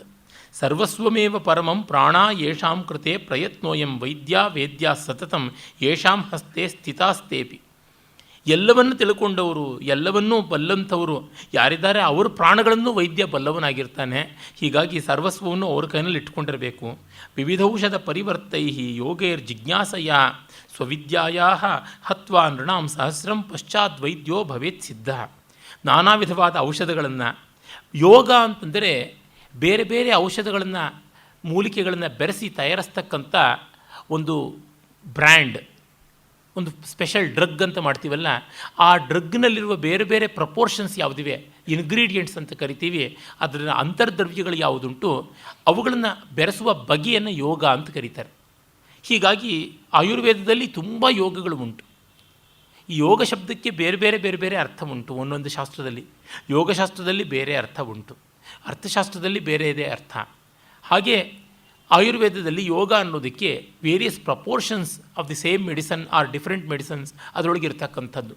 ಉದಾಹರಣೆಗೆ ಒಂದು ತ್ರಿಫಲಾಚೂರ್ಣವನ್ನೇ ಎಷ್ಟೆಷ್ಟು ಬಗೆಯ ಪ್ರಪೋರ್ಷನ್ಸಲ್ಲಿ ಮಾಡ್ಬೋದು ಅಂದರೆ ಆ ಯೋಗಗಳ ವ್ಯತ್ಯಾಸ ಏನು ಅಂತ ಗೊತ್ತಾಗುತ್ತದೆ. ಅದೇ ರೀತಿ ಇದು ಸಸ್ಯ ಸಂಬಂಧಿಯಾದದ್ದಾದರೆ ಖನಿಜ ಸಂಬಂಧಿಯಾದದ್ದು, ಈ ಸಿದ್ಧ ಮೆಡಿಕೇಷನ್ ಅಂತ ಹೇಳ್ತೀವಿ, ರಸವೈದ್ಯದಲ್ಲಿ ಹೀಗೆಲ್ಲ ಬರುವಂಥದ್ದು ಉಂಟು. ಅದನ್ನು ಈಗಲೂ ಆ ವೈದ್ಯಕೀಯ ಕಂಪನಿಗಳು ಯಾವುದುಂಟು, ಔಷಧ ಕಂಪನಿಗಳು, ಫಾರ್ಮಸ್ಯೂಟಿಕಲ್ ಕಂಪನೀಸ್ ಅಂತಂತೀವಿ, ಅವುಗಳು ತಮ್ಮ ತಮ್ಮ ಬ್ರ್ಯಾಂಡ್ ಮಾಡಿಕೊಂಡಿರ್ತಕ್ಕಂಥದ್ದು, ಪೇಟೆಂಟ್ ಮಾಡಿಕೊಂಡದ್ದು ಆ ಯೋಗಗಳಿಂದಲೇ. ಈ ಯೋಗವನ್ನು ಹೇಳ್ತಾ ಇದ್ದಾನೆ ಕವಿ. ಪ್ರಪೋರ್ಷನ್ಸನ್ನೆಲ್ಲ ಬೇರೆ ಬೇರೆ ಮಾಡಿಕೊಂಡಿರ್ತಾರೆ. ಆಮೇಲೆ ಈ ಥರ ಮಾಡಿಕೊಂಡು ಟ್ರಯಲ್ ಆ್ಯಂಡ್ ಎರರ್ ಮೇಲೆ 1000 ಜನರನ್ನಾದರೂ ಕೊಂದ ಮೇಲೇ ಅವನು ವೈದ್ಯ ಅಂತ ಅನ್ನಿಸ್ಕೊಳ್ಳೋದು ಅಂತ. ಬಗೆ ಬಗೆಯಲ್ಲಿ ಔಷಧಗಳನ್ನು ಪ್ರಮಾಣಗಳಲ್ಲಿ ವ್ಯತ್ಯಾಸ ಮಾಡಿಕೊಂಡು ಪ್ರಯೋಗ ಮಾಡಿದ ಮೇಲೆ ತಾನೇ ಗೊತ್ತಾಗೋದು ಅದು ವರ್ಕ್ ಆಗುತ್ತೆಯಾ ಇಲ್ಲವಾ ಅಂತ. ಗಿನಿ ಪಿಗ್ಸ್ ತರಹ. ಆಗ ಗಿನಿ ಪಿಗ್ಸ್ ಅಂತ ಯಾವುದೂ ಇರಲಿಲ್ವಲ್ಲ, ಮನುಷ್ಯರೇ ಗಿನಿ ಪಿಗ್ಸು. ಹೀಗೆ ವೈದ್ಯ ಒಬ್ಬ ಸಿದ್ಧವೈದ್ಯ ಅಂತ ಆಗಬೇಕು ಅಂದರೆ ಇಷ್ಟೆಲ್ಲ ನಡೆಯಬೇಕು, ಜನಹಿಂಸೆ ಜನಹತ್ಯೆ ಅಂತಾನೆ. ಮತ್ತು ಜ್ಯೋತಿಷ್ಕರ ಬಗ್ಗೆ ಹೇಳ್ತಾನೆ. ವಿನ್ಯಸ್ಯ ರಾಶಿಚಕ್ರಂ ಗ್ರಹಚಿಂತಾಂ ನಾಟಯನ್ ಮುಖವಿಕಾರೈ. ರಾಶಿಚಕ್ರ ಬರೆದು ಗ್ರಹಗತಿಗಳ ವಿಕಾರಗಳನ್ನು ತನ್ನ ಮುಖವಿಕಾರದಲ್ಲಿಯೇ ತೋರಿಸಿಕೊಂಡು ಅನುಬದತಿ ಚಿರಾತ್ ಗಣಕೋ ಯತ್ಕಿಂಚಿತ್ ಪ್ರಾಶ್ನಿಕೇನೋಕ್ತಂ. ಅವನು ಯಾವನು ಬಂದಿರ್ತಾನೆ ಕ್ಲೈಂಟು, ಅವನ ಮಾತನ್ನೇ ಉಲ್ಟಂಪಲ್ಟ ತಿರುಗಿಸಿ ಹೇಳ್ತಾ ಇರ್ತಾನಷ್ಟೇ, ಇನ್ನೇನು ಹೊಸದು ಹೇಳೋದಿಲ್ಲ ಅಂತ ಭಾಳ ಒಳ್ಳೆಯ ಅಬ್ಸರ್ವೇಷನ್ ಮಾಡಿದ್ದಾನೆ. ನಾವು ಎಷ್ಟೋ ಕಡೆ ನೋಡ್ತೀವಿ ಆ ರೀತಿಯಾಗಿ. ಹಸ್ತ ಸಾಮುದ್ರಿಕ ಇರ್ಬೋದು, ಜ್ಯೋತಿಷ ಇರ್ಬೋದು, ವಾಸ್ತು ಇರ್ಬೋದು, ಅಥವಾ ನಾಡಿ ಜ್ಯೋತಿಷ ಇರ್ಬೋದು, ಇವೆಲ್ಲದರೊಳಗೂ ಅದೇ ರೀತಿಯಾಗಿ ಕಾಣಿಸುತ್ತದೆ. ಗಣಯತಿ ಗಗನೆ ಗಣಕಶ್ಚಂದ್ರೇಣ ಸಮಾಗಮಂ ವಿಶಾಖಾಯಾ ವಿವಿಧ ಭುಜಂಗ ಕ್ರೀಡಾ ಸಕ್ತಾಂ ಗೃಹಿಣೀಂ ನ ಜಾನಾತಿ. ಚಂದ್ರ ಯಾವ ತಾರೆಯನ್ನು ಸೇರದ ಅಂತನ್ನೋದನ್ನು, ಆಕಾಶದಲ್ಲಿ ನಡೆಯೋದನ್ನು ಇಲ್ಲಿ ಲೆಕ್ಕ ಹಾಕ್ತಾ ಇರ್ತಾನೆ. ಮನೆಯೊಳಗೇನೆ ಅವನ ಹೆಂಡತಿ ಯಾವನನ್ನು ಸೇರಿಕೊಂಡ್ಲು ಅಂತನ್ನೋ ತಿಳಿಯೋದಿಲ್ಲ ಅವನಿಗೆ. ಇಂಥ ಮಾತ್ರದ್ದು ಅವನ ಜ್ಯೋತಿರ್ವಿದ್ಯಾ ಪ್ರಾವೀಣ್ಯ ಅಂತ ನಿರ್ದಾಕ್ಷಿಣ್ಯವಾಗಿ ಹೇಳ್ತಾನೆ. ಶತವೇಧಿ ಸಿದ್ಧೋ ಮೇ ಸಹಸ್ರವೇಧಿ ರಸೋಪಿ ನಿರ್ಯಾತಃ ಇತಿ ವದತಿ ಧಾತುವಾದಿ ನಗ್ನೋ ಮಲಿನ ಕೃಶೋ ರೂಕ್ಷಃ. ಇನ್ನು ಯಾವುದೇ ಲೋಹವನ್ನು ಬಂಗಾರ ಮಾಡ್ತೀವಿ ಅನ್ನುವ ಆಲ್ಕೆಮಿಸ್ಟ್ಗಳಿರ್ತಾರಲ್ಲ, ಧಾತುವಾದಿಗಳು, ಅವರ ಬಗ್ಗೆ ಹೇಳ್ತಾನೆ. 100 ಪುಟ ಹಾಕಬೇಕು, 1000 ಪುಟ ಹಾಕಬೇಕು, ಇವುಗಳಿಂದ ನಾನು ಜೀವವನ್ನೆಲ್ಲ ಚೆನ್ನಾಗಿ ಉಳಿಸ್ತಕ್ಕಂಥದ್ದು, ಲೈಫ್ ಸೇವಿಂಗ್ ಆದಂಥ ರಸವನ್ನು, ಸಿದ್ಧರಸವನ್ನು ಮಾಡ್ತೀನಿ, ಹೀಗೆಲ್ಲ ಹೇಳ್ತಾ ಇರ್ತಾರೆ. ಅದು ಬೇರೆ ಬೇರೆ ಹಂತಗಳು ಉಂಟು. ಯಾವುದೇ ಒಂದು ಲೋಹವನ್ನು ಮುಟ್ಟಿದ ತಕ್ಷಣ ಬಂಗಾರ ಮಾಡಬೇಕು ಅಂದರೆ ಸ್ಪರ್ಶವೇಧಿ ಇರಬೇಕು ಅಂತ. ಆ ಸ್ಪರ್ಶವೇಧಿ ಅದನ್ನು ನಿರ್ಮಾಣ ಮಾಡೋದಕ್ಕೆ ಸಿದ್ಧರಸ, ಸಿದ್ಧರಸಕ್ಕೆ ಭೃಂಗಾರ, ಹೀಗೆಲ್ಲ ಬೇರೆ ಬೇರೆದು ಉಂಟಂತೆ. ಅಂದರೆ ಸೀಸ ಅನ್ನುವ ಒಂದು ಲೋಹಕ್ಕೆ, ಯಾವುದನ್ನು ನಮಗೆ ಗೊತ್ತಿರುವಂತೆ ಲೆಡ್ ಅಂತೀವಿ, ಅದಕ್ಕೆ ಸಪ್ತ ಕಂಚುಕ ದೋಷ ಇದೆ ಅಂತ. 1 ಕಂಚುಕ ದೋಷ ಹೋದರೆ ಅದು ಕಬ್ಬಿಣ ಆಗುತ್ತದೆ, 2 ಹೋದರೆ ತಾಮ್ರವಾಗುತ್ತದೆ, 3 ಹೋದರೆ ಬೆಳ್ಳಿ ಆಗುತ್ತದೆ, 4 ಹೋದರೆ ಬಂಗಾರ ಆಗುತ್ತದೆ, 5 ಹೋದರೆ ಸ್ಪರ್ಶಮಣಿ ಆಗುತ್ತದೆ, 6 ಹೋದರೆ ಸಿದ್ಧರಸವಾಗುತ್ತದೆ, 7 ಹೋದರೆ ಭೃಂಗಾರ ಆಗುತ್ತದೆ ಅಂತ ಹೀಗೆಲ್ಲ ಉಂಟು ಆ ಸಿದ್ಧ ಸಿಸ್ಟಮ್ನಲ್ಲಿ, ಆ ಧಾತುವಾದಗಳಲ್ಲಿ. ಹಾಗೆಲ್ಲ ಅದು ಎಷ್ಟು ನಿಜ ಎಷ್ಟು ಸುಳ್ಳು ಅನ್ನೋದು ಬೇರೆ ಸಂಗತಿ. ಹೀಗೆಲ್ಲ ಅವರು ಕೋಲಾಹಲ ಮಾಡ್ತಾ ಇರ್ತಾರೆ. ಮತ್ತು ಅದಕ್ಕೆ ವಿಚಿತ್ರವಾದ ಸಾಧನೆಗಳು, ಜುಗುಪ್ಸಾಭವಾದ ಸಾಮಗ್ರಿಗಳು ಎಲ್ಲ ಬೇಕು. ಎಂಥದ್ದು? ಸಿಂಹದ ಮೂತ್ರ ಬೇಕು, ಕಾಡು ಹೊಂದಿ ಇಂಥ ತಿಥಿಯಲ್ಲಿ ಯಾವುದೋ ಒಂದು ಕೊಚ್ಚೆಯಲ್ಲಿ ತಾನು ದಂತವನ್ನು ಮುಳುಗಿಸಿ ಅಲ್ಲಿಂದ ಒಂದು ಕೊನ್ನಾರಿ ಗಡ್ಡೆಯನ್ನು, ಭದ್ರಮುಸ್ತ, ಅದನ್ನು ಎತ್ತಿರಬೇಕು, ಆ ಕೊನ್ನಾರಿ ಗಡ್ಡೆ ತುಣುಕಬೇಕು, ಮತ್ತು ಹುಲಿ ಉಗುರಬೇಕು, ಅದು ಎಡಗಾಲಿನ ಹಿಂದಿನ ಎಡಗಾಲಿನ ಉಗುರಬೇಕು. ಈ ಥರದ್ದೆಲ್ಲ ವಿಚಿತ್ರವಾದಂಥ ರಿಕ್ವೈರ್ಮೆಂಟ್ಸ್ ಬೇಕು, ಆಲ್ಮೋಸ್ಟ್ ಇಂಪಾಸಿಬಲ್. ಅವುಗಳೆಲ್ಲ ಸೇರಿಸಿದ್ರೆ ಬಂಗಾರ ಆಗುತ್ತದೆ ಅಂತ. ನೀವು ಸುಮ್ಮನೆ ಕೌಟಿಲ್ಯನ ಅರ್ಥಶಾಸ್ತ್ರದ ಕೊನೆಯಲ್ಲಿ ಔಪನಿಷದಿಕ ಅಧಿಕರಣವನ್ನು, ವಾತ್ಸ್ಯಾಯನನ ಕಾಮಸೂತ್ರದ ಕಡೆಯಲ್ಲಿ ಬರುವ ಔಪನಿಷದ ಅಧಿಕರಣವನ್ನು, ಮತ್ತು ಮಾನಸೋಲ್ಲಾಸ ಇತ್ಯಾದಿಗಳಲ್ಲಿ ಬರ್ತಕ್ಕಂಥ ಚಮತ್ಕಾರ ವಿನೋದ, ಈ ರೀತಿಯಾದಂಥ ಭಾಗಗಳನ್ನು ನೋಡಿದ್ರೆ ಗೊತ್ತಾಗುತ್ತದೆ ಎಷ್ಟು ಅಬ್ಸ್ಕ್ಯೂರ್ ಆಗಿರೋದು, ಎಷ್ಟು ಇಂಪಾಸಿಬಿಲಿಟೀಸನ್ನೆಲ್ಲ ಹೇಳ್ತಾರೆ ಅಂತ. ಇದನ್ನು ಮಾಡೋದಕ್ಕೆ ಅವರು ಏಕಾಂತವಾಗಿರಬೇಕು, ಹುಚ್ಚುಚ್ಚಾಪಟ್ಟೆ ಆಡಬೇಕು, ಬಗೆಬಗೆಯ ವಿಚಿತ್ರವಾದ ವಿಧಾನಗಳು, ಶವಪೂಜೆ, ನಗ್ನಜಪ, ಈ ಥರದ್ದು ಯಾವ್ಯಾವುದೋ ಉಂಟು, ಅವನ್ನೆಲ್ಲ ಮಾಡ್ಕೊಂಡು ಕೂತಿರ್ತಾರೆ. ತಾಮ್ರ ಘಟೋಪಮ ಶೀರ್ಷಃ ಧೂರ್ತೋ ಹಿ ರಸಾಯನಿ ಜರಾಜೀರ್ಣ ಕೇಶೋತ್ಪಾದನ ಕಥೆಯ ಖಲ್ವಾಟಾನೇವ ಮುಷ್ಣಾತಿ. ಇನ್ನು ಅವರು ಈ ಬಂಗಾರ ಮಾಡೋದು ಮುಂದೆ ಇಟ್ಕೊಂಡ್ರೆ ಪೂರ್ತಿ ನಡೆಯೋದಿಲ್ವಲ್ಲ. ಮನುಷ್ಯರನ್ನು ಯೌವನವಂತರನ್ನಾಗಿ ಮಾಡ್ತೀವಿ, ಮುದುಕರನ್ನು ತರುಡರನ್ನಾಗಿ ಮಾಡ್ತೀವಿ, ಬಾಲ್ಡೆಡ್ಗಳನ್ನು ಸಮೃದ್ಧವಾದ ತಲೆಗೂದಲಿಂದ ತುಂಬಿ ತುಳುಕಾಡುವಂತೆ ಮಾಡ್ತೀವಿ ಅಂತೆಲ್ಲ ಹೋಗ್ತಾರೆ. ಅವ್ರಿಗೆ ತಲೆ ತಾಮ್ರ ತಪ್ಪಲೆ ಥರ ಆಗಿರುತ್ತೆ, ತಾಮ್ರ ಘಟೋಪಮ ಶೀರ್ಷಃ. ಮತ್ತು ಜರಾಜೀರ್ಣ, ಮುಪ್ಪಿಂದ ಅಲ್ಲಾಡ್ತಾ ಇರ್ತಾನೆ. ಅವರು ನಿಮ್ಗೆ ತಲೆ ಕೂದಲು ಬೆಳೆಸ್ತೀವಿ ಅಂತ ಎಲ್ಲ ಬಾಲ್ಡಿಗಳಿಗೆ ಟೋಪಿ ಹಾಕ್ತಾರೆ ಅಂತ ಹೇಳ್ತಾನೆ. ಈಗಲೂ ನಡೀತಾ ಇದೆ, ಟಿ ವಿನಲ್ಲೆಲ್ಲ ನೋಡಿ, ಕುಬೇರ ಯಂತ್ರ, ದೃಷ್ಟಿದೋಷ ಪರಿಹಾರಣಿ ಯಂತ್ರ, ನಜರ್ ರಕ್ಷಾ ಯಂತ್ರ ಅಂತ ಎಲ್ಲ, ಲಕ್ಷ್ಮೀ ಯಂತ್ರ, ಐಶ್ವರ್ಯ ಲಕ್ಷ್ಮೀ ಯಂತ್ರ ಅಂತ ಎಷ್ಟೆಷ್ಟೋ ಕಳಿಸ್ತಾ ಇರ್ತಾರೆ, ಮಾಡಿಕೊಡಿ ಅಂತ ಪ್ರೇರಣೆ ಮಾಡಿಕೊಡ್ತಾ ಇರ್ತಾರೆ, ಜನಕ್ಕೆ ಪ್ರಲೋಭನೆ ಕೊಡ್ತಾ ಇರ್ತಾರೆ. ಪ್ರೇರಿಸಿ ಜನರನ್ನು ಯಾವ ರೀತಿಯೆಲ್ಲ ದೋಚ್ತಾರೆ ಅನ್ನೋದನ್ನು ನೋಡಿದವರಿಗೆ ಕ್ಷೇಮೇಂದ್ರ ಇನ್ನೂ ಹೆಚ್ಚು ಮಾಡೆಲ್ಸ್ ಕೊಡ್ತಾ ಇದ್ದಾನ ಅಂತ ಅನಿಸುತ್ತದೆ.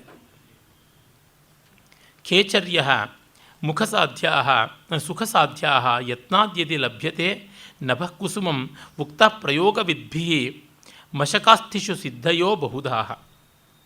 ನಿಮಗೆ ಸ್ವರ್ಗಲೋಕದ ಅಪ್ಸರೆಯರೆಲ್ಲ ಸಿಕ್ಕಿಬಿಡ್ತಾರೆ, ಆಕಾಶದಲ್ಲಿ ಬಿಡುವಂಥ ಹೂವನ್ನು ತಂದು ಕೊಟ್ಬಿಡಿ, ನಾವು ಮಾಡಿ ತೋರಿಸ್ತೀವಿ ಅನ್ನೋದು.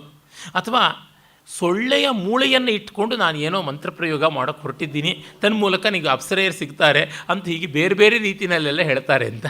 ಏನು ಹೆಂಗೆ ಮಾಡಿದ ಅಂದರೆ ಮಶಕಾಸ್ತಿಷು ಸಿದ್ಧಯೋ ಬಹುದ, ಸೊಳ್ಳೆ ಮೂಳೆ ಇಟ್ಕೊಂಡ್ರೆ ತುಂಬ ಅನುಕೂಲ ಆಗುತ್ತದೆ, ಲಕ್ಕಿ ಆಗುತ್ತೀರಾ ನೀವು ಅಂತ ಹೇಳಿಬಿಟ್ಟಿದ್ವಿ.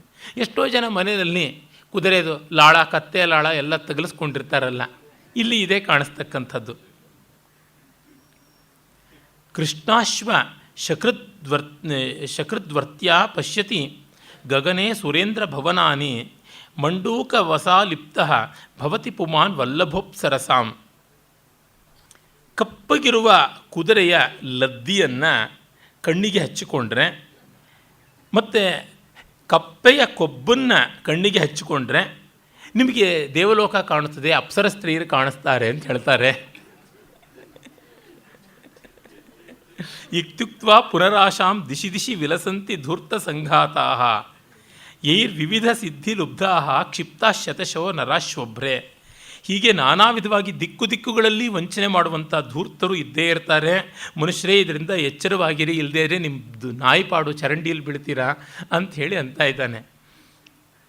ಅಂದರೆ ನಮ್ಮಲ್ಲಿ ವೈಜ್ಞಾನಿಕ ವೃತ್ತಿ, ಚಿಕಿತ್ಸಕವಾದ ದೃಷ್ಟಿ ಅಂತೆಲ್ಲ ಹೇಳ್ತಾರೆ. ಕ್ಷೇಮೇಂದ್ರನಂಥ ಒಬ್ಬ ಮಾದರಿ ಸಾಕಾಗುತ್ತದೆ. ವಶ್ಯಾಕರ್ಷಣ ಯೋಗಿ ಪತಿಪತಿ ರಕ್ಷಾಂ ದದಾತಿ ನಾರೀಣಾಂ ರತಿಕಾಮ ತಂತ್ರ ಮೂಲಂ ಮಂತ್ರಂ ನ ಜಾನಾತಿ.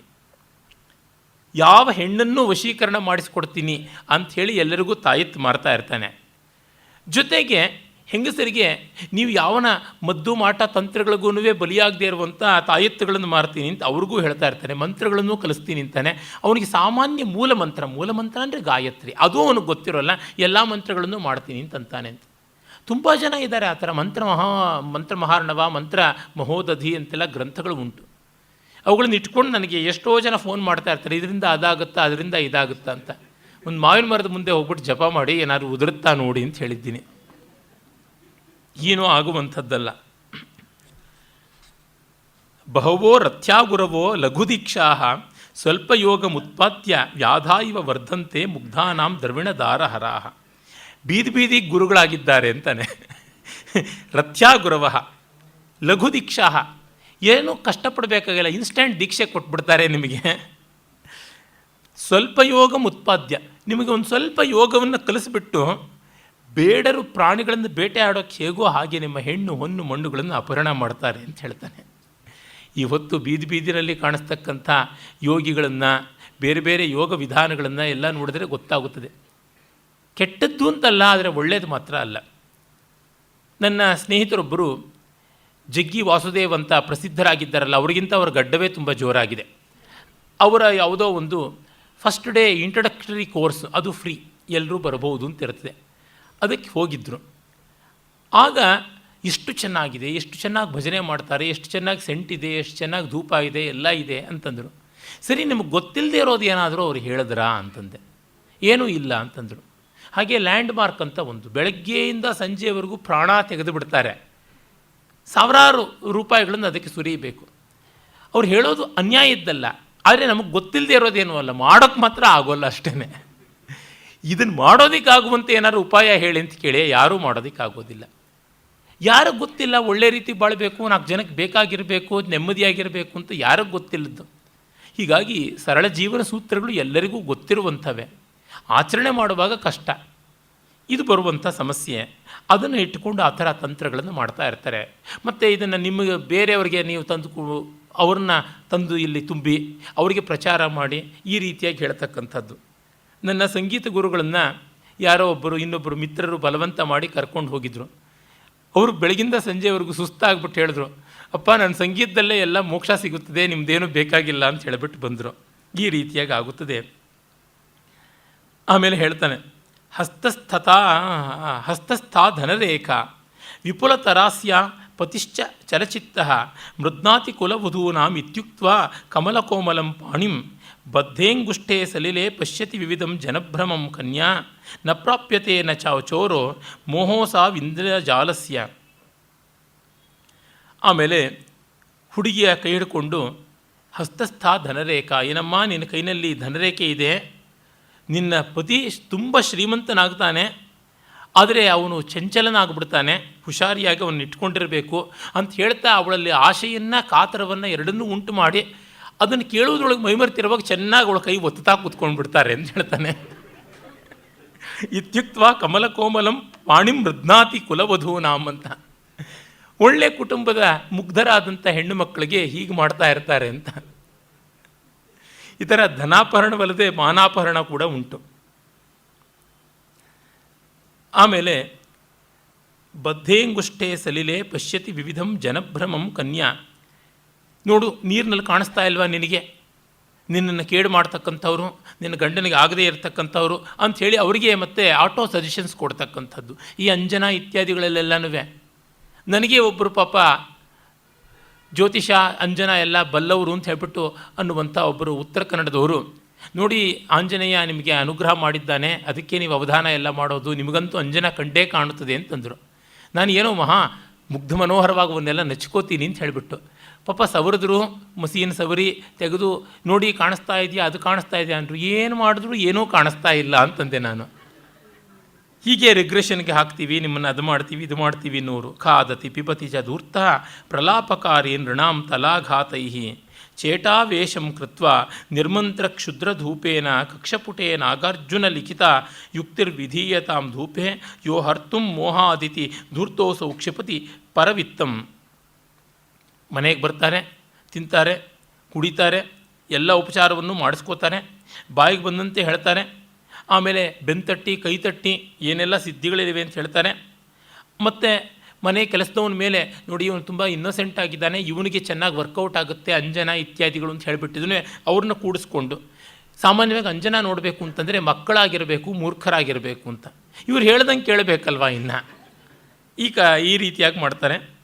ಆಮೇಲೆ ನಿರ್ಮಂತ್ರ ಕ್ಷುದ್ರ ಧೂಪೇನ, ಮಂತ್ರವೇ ಇಲ್ಲದೆ ಯಾವುದೋ ಒಂದು ಸಣ್ಣ ಧೂಪ ಹಾಕ್ಬಿಟ್ಟಿದ್ರು ಆ ಹೊಗೆಯಲ್ಲಿ ಏನೋ ಮಾಡಿಬಿಡ್ತಾರೆ. ಕಂಕಳಲ್ಲಿ ನಾಗಾರ್ಜುನ ಬರೆದಂಥ ಸಿದ್ಧವೈದ್ಯದ ಪುಸ್ತಕ ಅದನ್ನು ಇಟ್ಕೊಂಡು ಅದನ್ನು ತೆಗೆಯೋದೇ ಇಲ್ಲ ಎಂದಿಗೂ ಕೂಡ. ಯುಕ್ತಿ ವಿಧೀಯತಾಂ ಧೂಪೆ, ಅವನು ಸಂಯೋಜನೆ ಮಾಡಿದ್ದಾನೆ ಕೆಲವು ಪದಾರ್ಥಗಳನ್ನು ಹಾಕಬೇಕು ಅಂತ ಈ ಅಗ್ನಿಯಲ್ಲಿ, ಅದನ್ನು ಹಾಕಿ ಧೂಪವನ್ನು ಎಬ್ಬಿಸ್ತೀನಿ ಅಂತ ಹೇಳಿ ನಮ್ಮನ್ನು ಮೂರ್ಛೆ ಹೋಗಿಸಿಬಿಟ್ಟು ಎಲ್ಲವನ್ನೂ ಕೂಡ ನುಂಗುತ್ತಾನೆ ಹೊರತು ಅವನು ಇನ್ನೇನೂ ಮಾಡೋದಿಲ್ಲ ಅಂತ ಹೇಳ್ತಾನೆ. ಯಕ್ಷೀಪುತ್ರಾಶ್ಚೋರಾಹ ವಿಜ್ಞೇಯ ಕೂಟ ಧೂಪಕರ್ತಾರಃ ಯೇಷಾಂ ಪ್ರತ್ಯಕ್ಷ ಫಲಂ ದಾರಿದ್ರ್ಯಂ ರಾಜಭಂಗಶ್ಚ. ಕಡೆಗೆ ಇವ್ರನ್ನ ಅನುಸರಿಸ್ತಕ್ಕಂಥವ್ರಿಗೆ ದಾರಿದ್ರ್ಯ ಮತ್ತು ಪ್ರಭುತ್ವದಿಂದ ವಿರೋಧ, ರಾಜನ ಮೂಲಕ ದಂಡನೆ, ಇವುಗಳೇ ಬಿಟ್ಟು ಇನ್ಯಾವುದೂ ಆಗುವಂಥದ್ದಲ್ಲ ಅಂತ ಎಚ್ಚರವನ್ನು ಹೇಳ್ತಾನೆ. ಚಿಂತ್ಯ ಸ್ವೇಂಗಿತವಾದಿ ಮರ್ಮಜ್ಞೋ ಹೃದಯ ಚೌರ ಏವಾಸೋ ತಿಷ್ಠತಿ ಪರಪ್ರಯುಕ್ತೋ ಮಿಥ್ಯಾಭದಿರೋಥವಾ ಮೂಕಃ. ಆಮೇಲೆ ಬೇರೆ ಬೇರೆ ರೀತಿಯಲ್ಲಿ ಇವರು ತಂತ್ರಗಳನ್ನು ಮಾಡ್ತಾರೆ. ನಮ್ಮ ಅಂತರಂಗವನ್ನು ತಮ್ಮದೇ ಆದ ರೀತಿಯಲ್ಲಿ ಅರ್ಥ ಮಾಡಿಕೊಂಡು ಪ್ರಶ್ನೆಗಳ ಮೂಲಕವಾಗಿ ನಮ್ಮ ಮನಸ್ಸನ್ನೇ ಅವರ ವಶಕ್ಕೆ ತೆಗೆದುಕೊಳ್ತಾರೆ.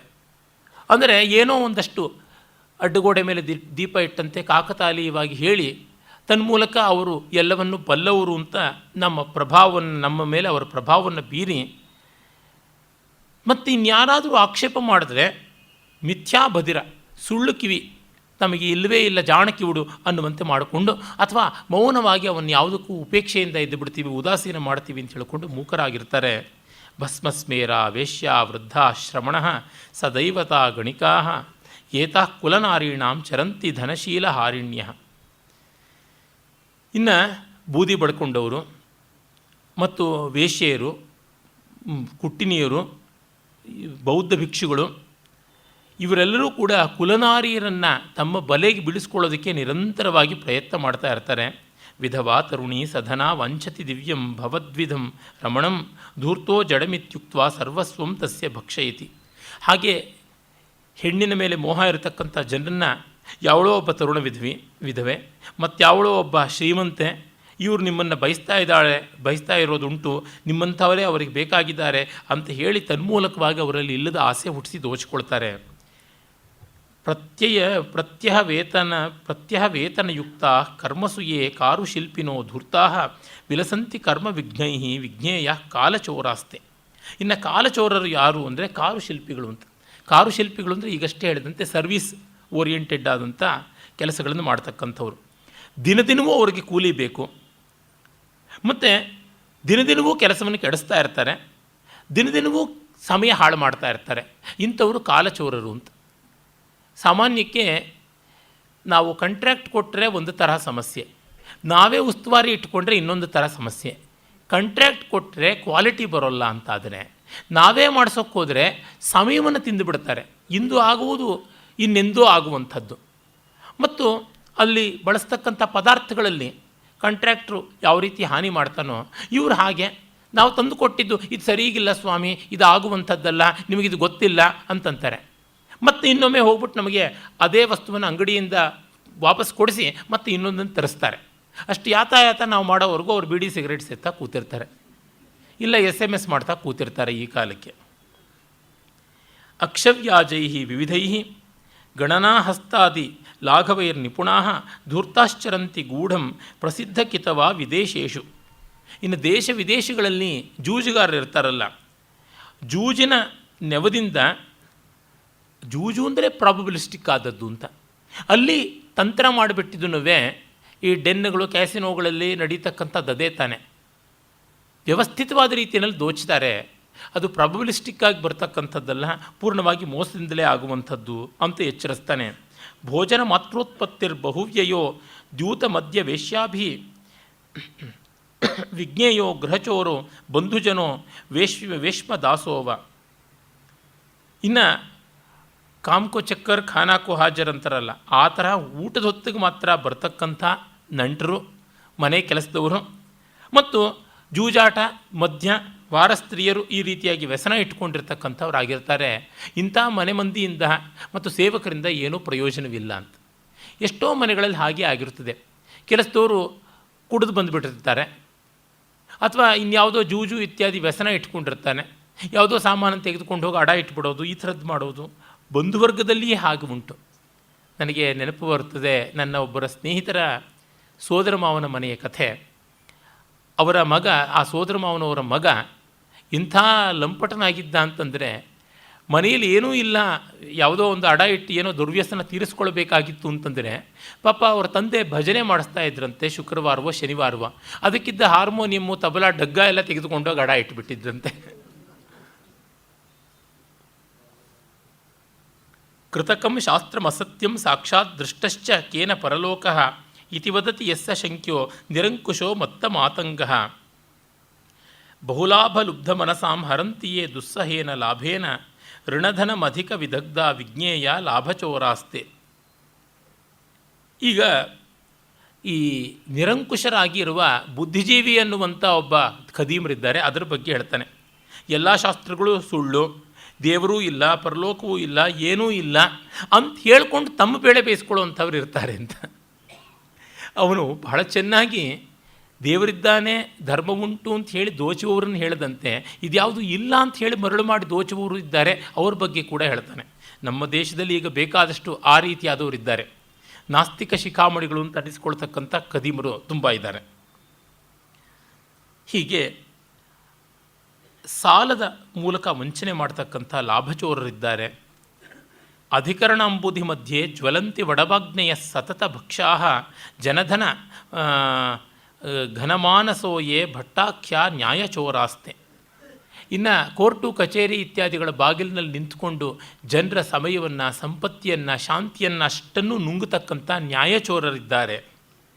ವಿಭವಾಂಭೋರುಹ ಮಧುಪಾಹ ದುಸ್ಸಹ ವಿಪದ್ ಅನಿಲ ವೇಗ ವಿಮುಖಾಯೇ ಸುಹೃದಾಸ್ತೆ ಸುಖಚೌರಾಶ್ಚರಂತಿ ಲಕ್ಷ್ಮೀ ಲತಾಹೂತಾ.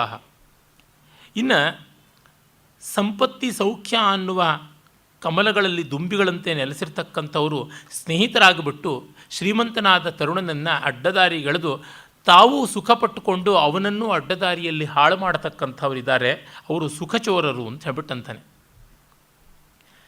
ಇಲ್ಲೆಲ್ಲ ರೂಪಕವನ್ನು ಮಾಡಿದ್ದಾನೆ. ಕಾನೂನಿನ ಬಗ್ಗೆ ಹೇಳ್ತಾ ಅವನು ಅಧಿಕರಣಾಂಬುಧಿ ಮಧ್ಯೆ ಅಂತಾನೆ. ಅಂದರೆ ನ್ಯಾಯಾಲಯ ಅನ್ನುವಂಥ ಸಮುದ್ರದ ಮಧ್ಯದಲ್ಲಿ ಬಡಬಾಗ್ನಿಗಳ ಹಾಗೆ, ತಿಮಿಂಗಲಗಳ ಹಾಗೆ ಇವರುಗಳೆಲ್ಲ ಇರ್ತಾರೆ ಅಂತ ಹೇಳ್ತಾನೆ.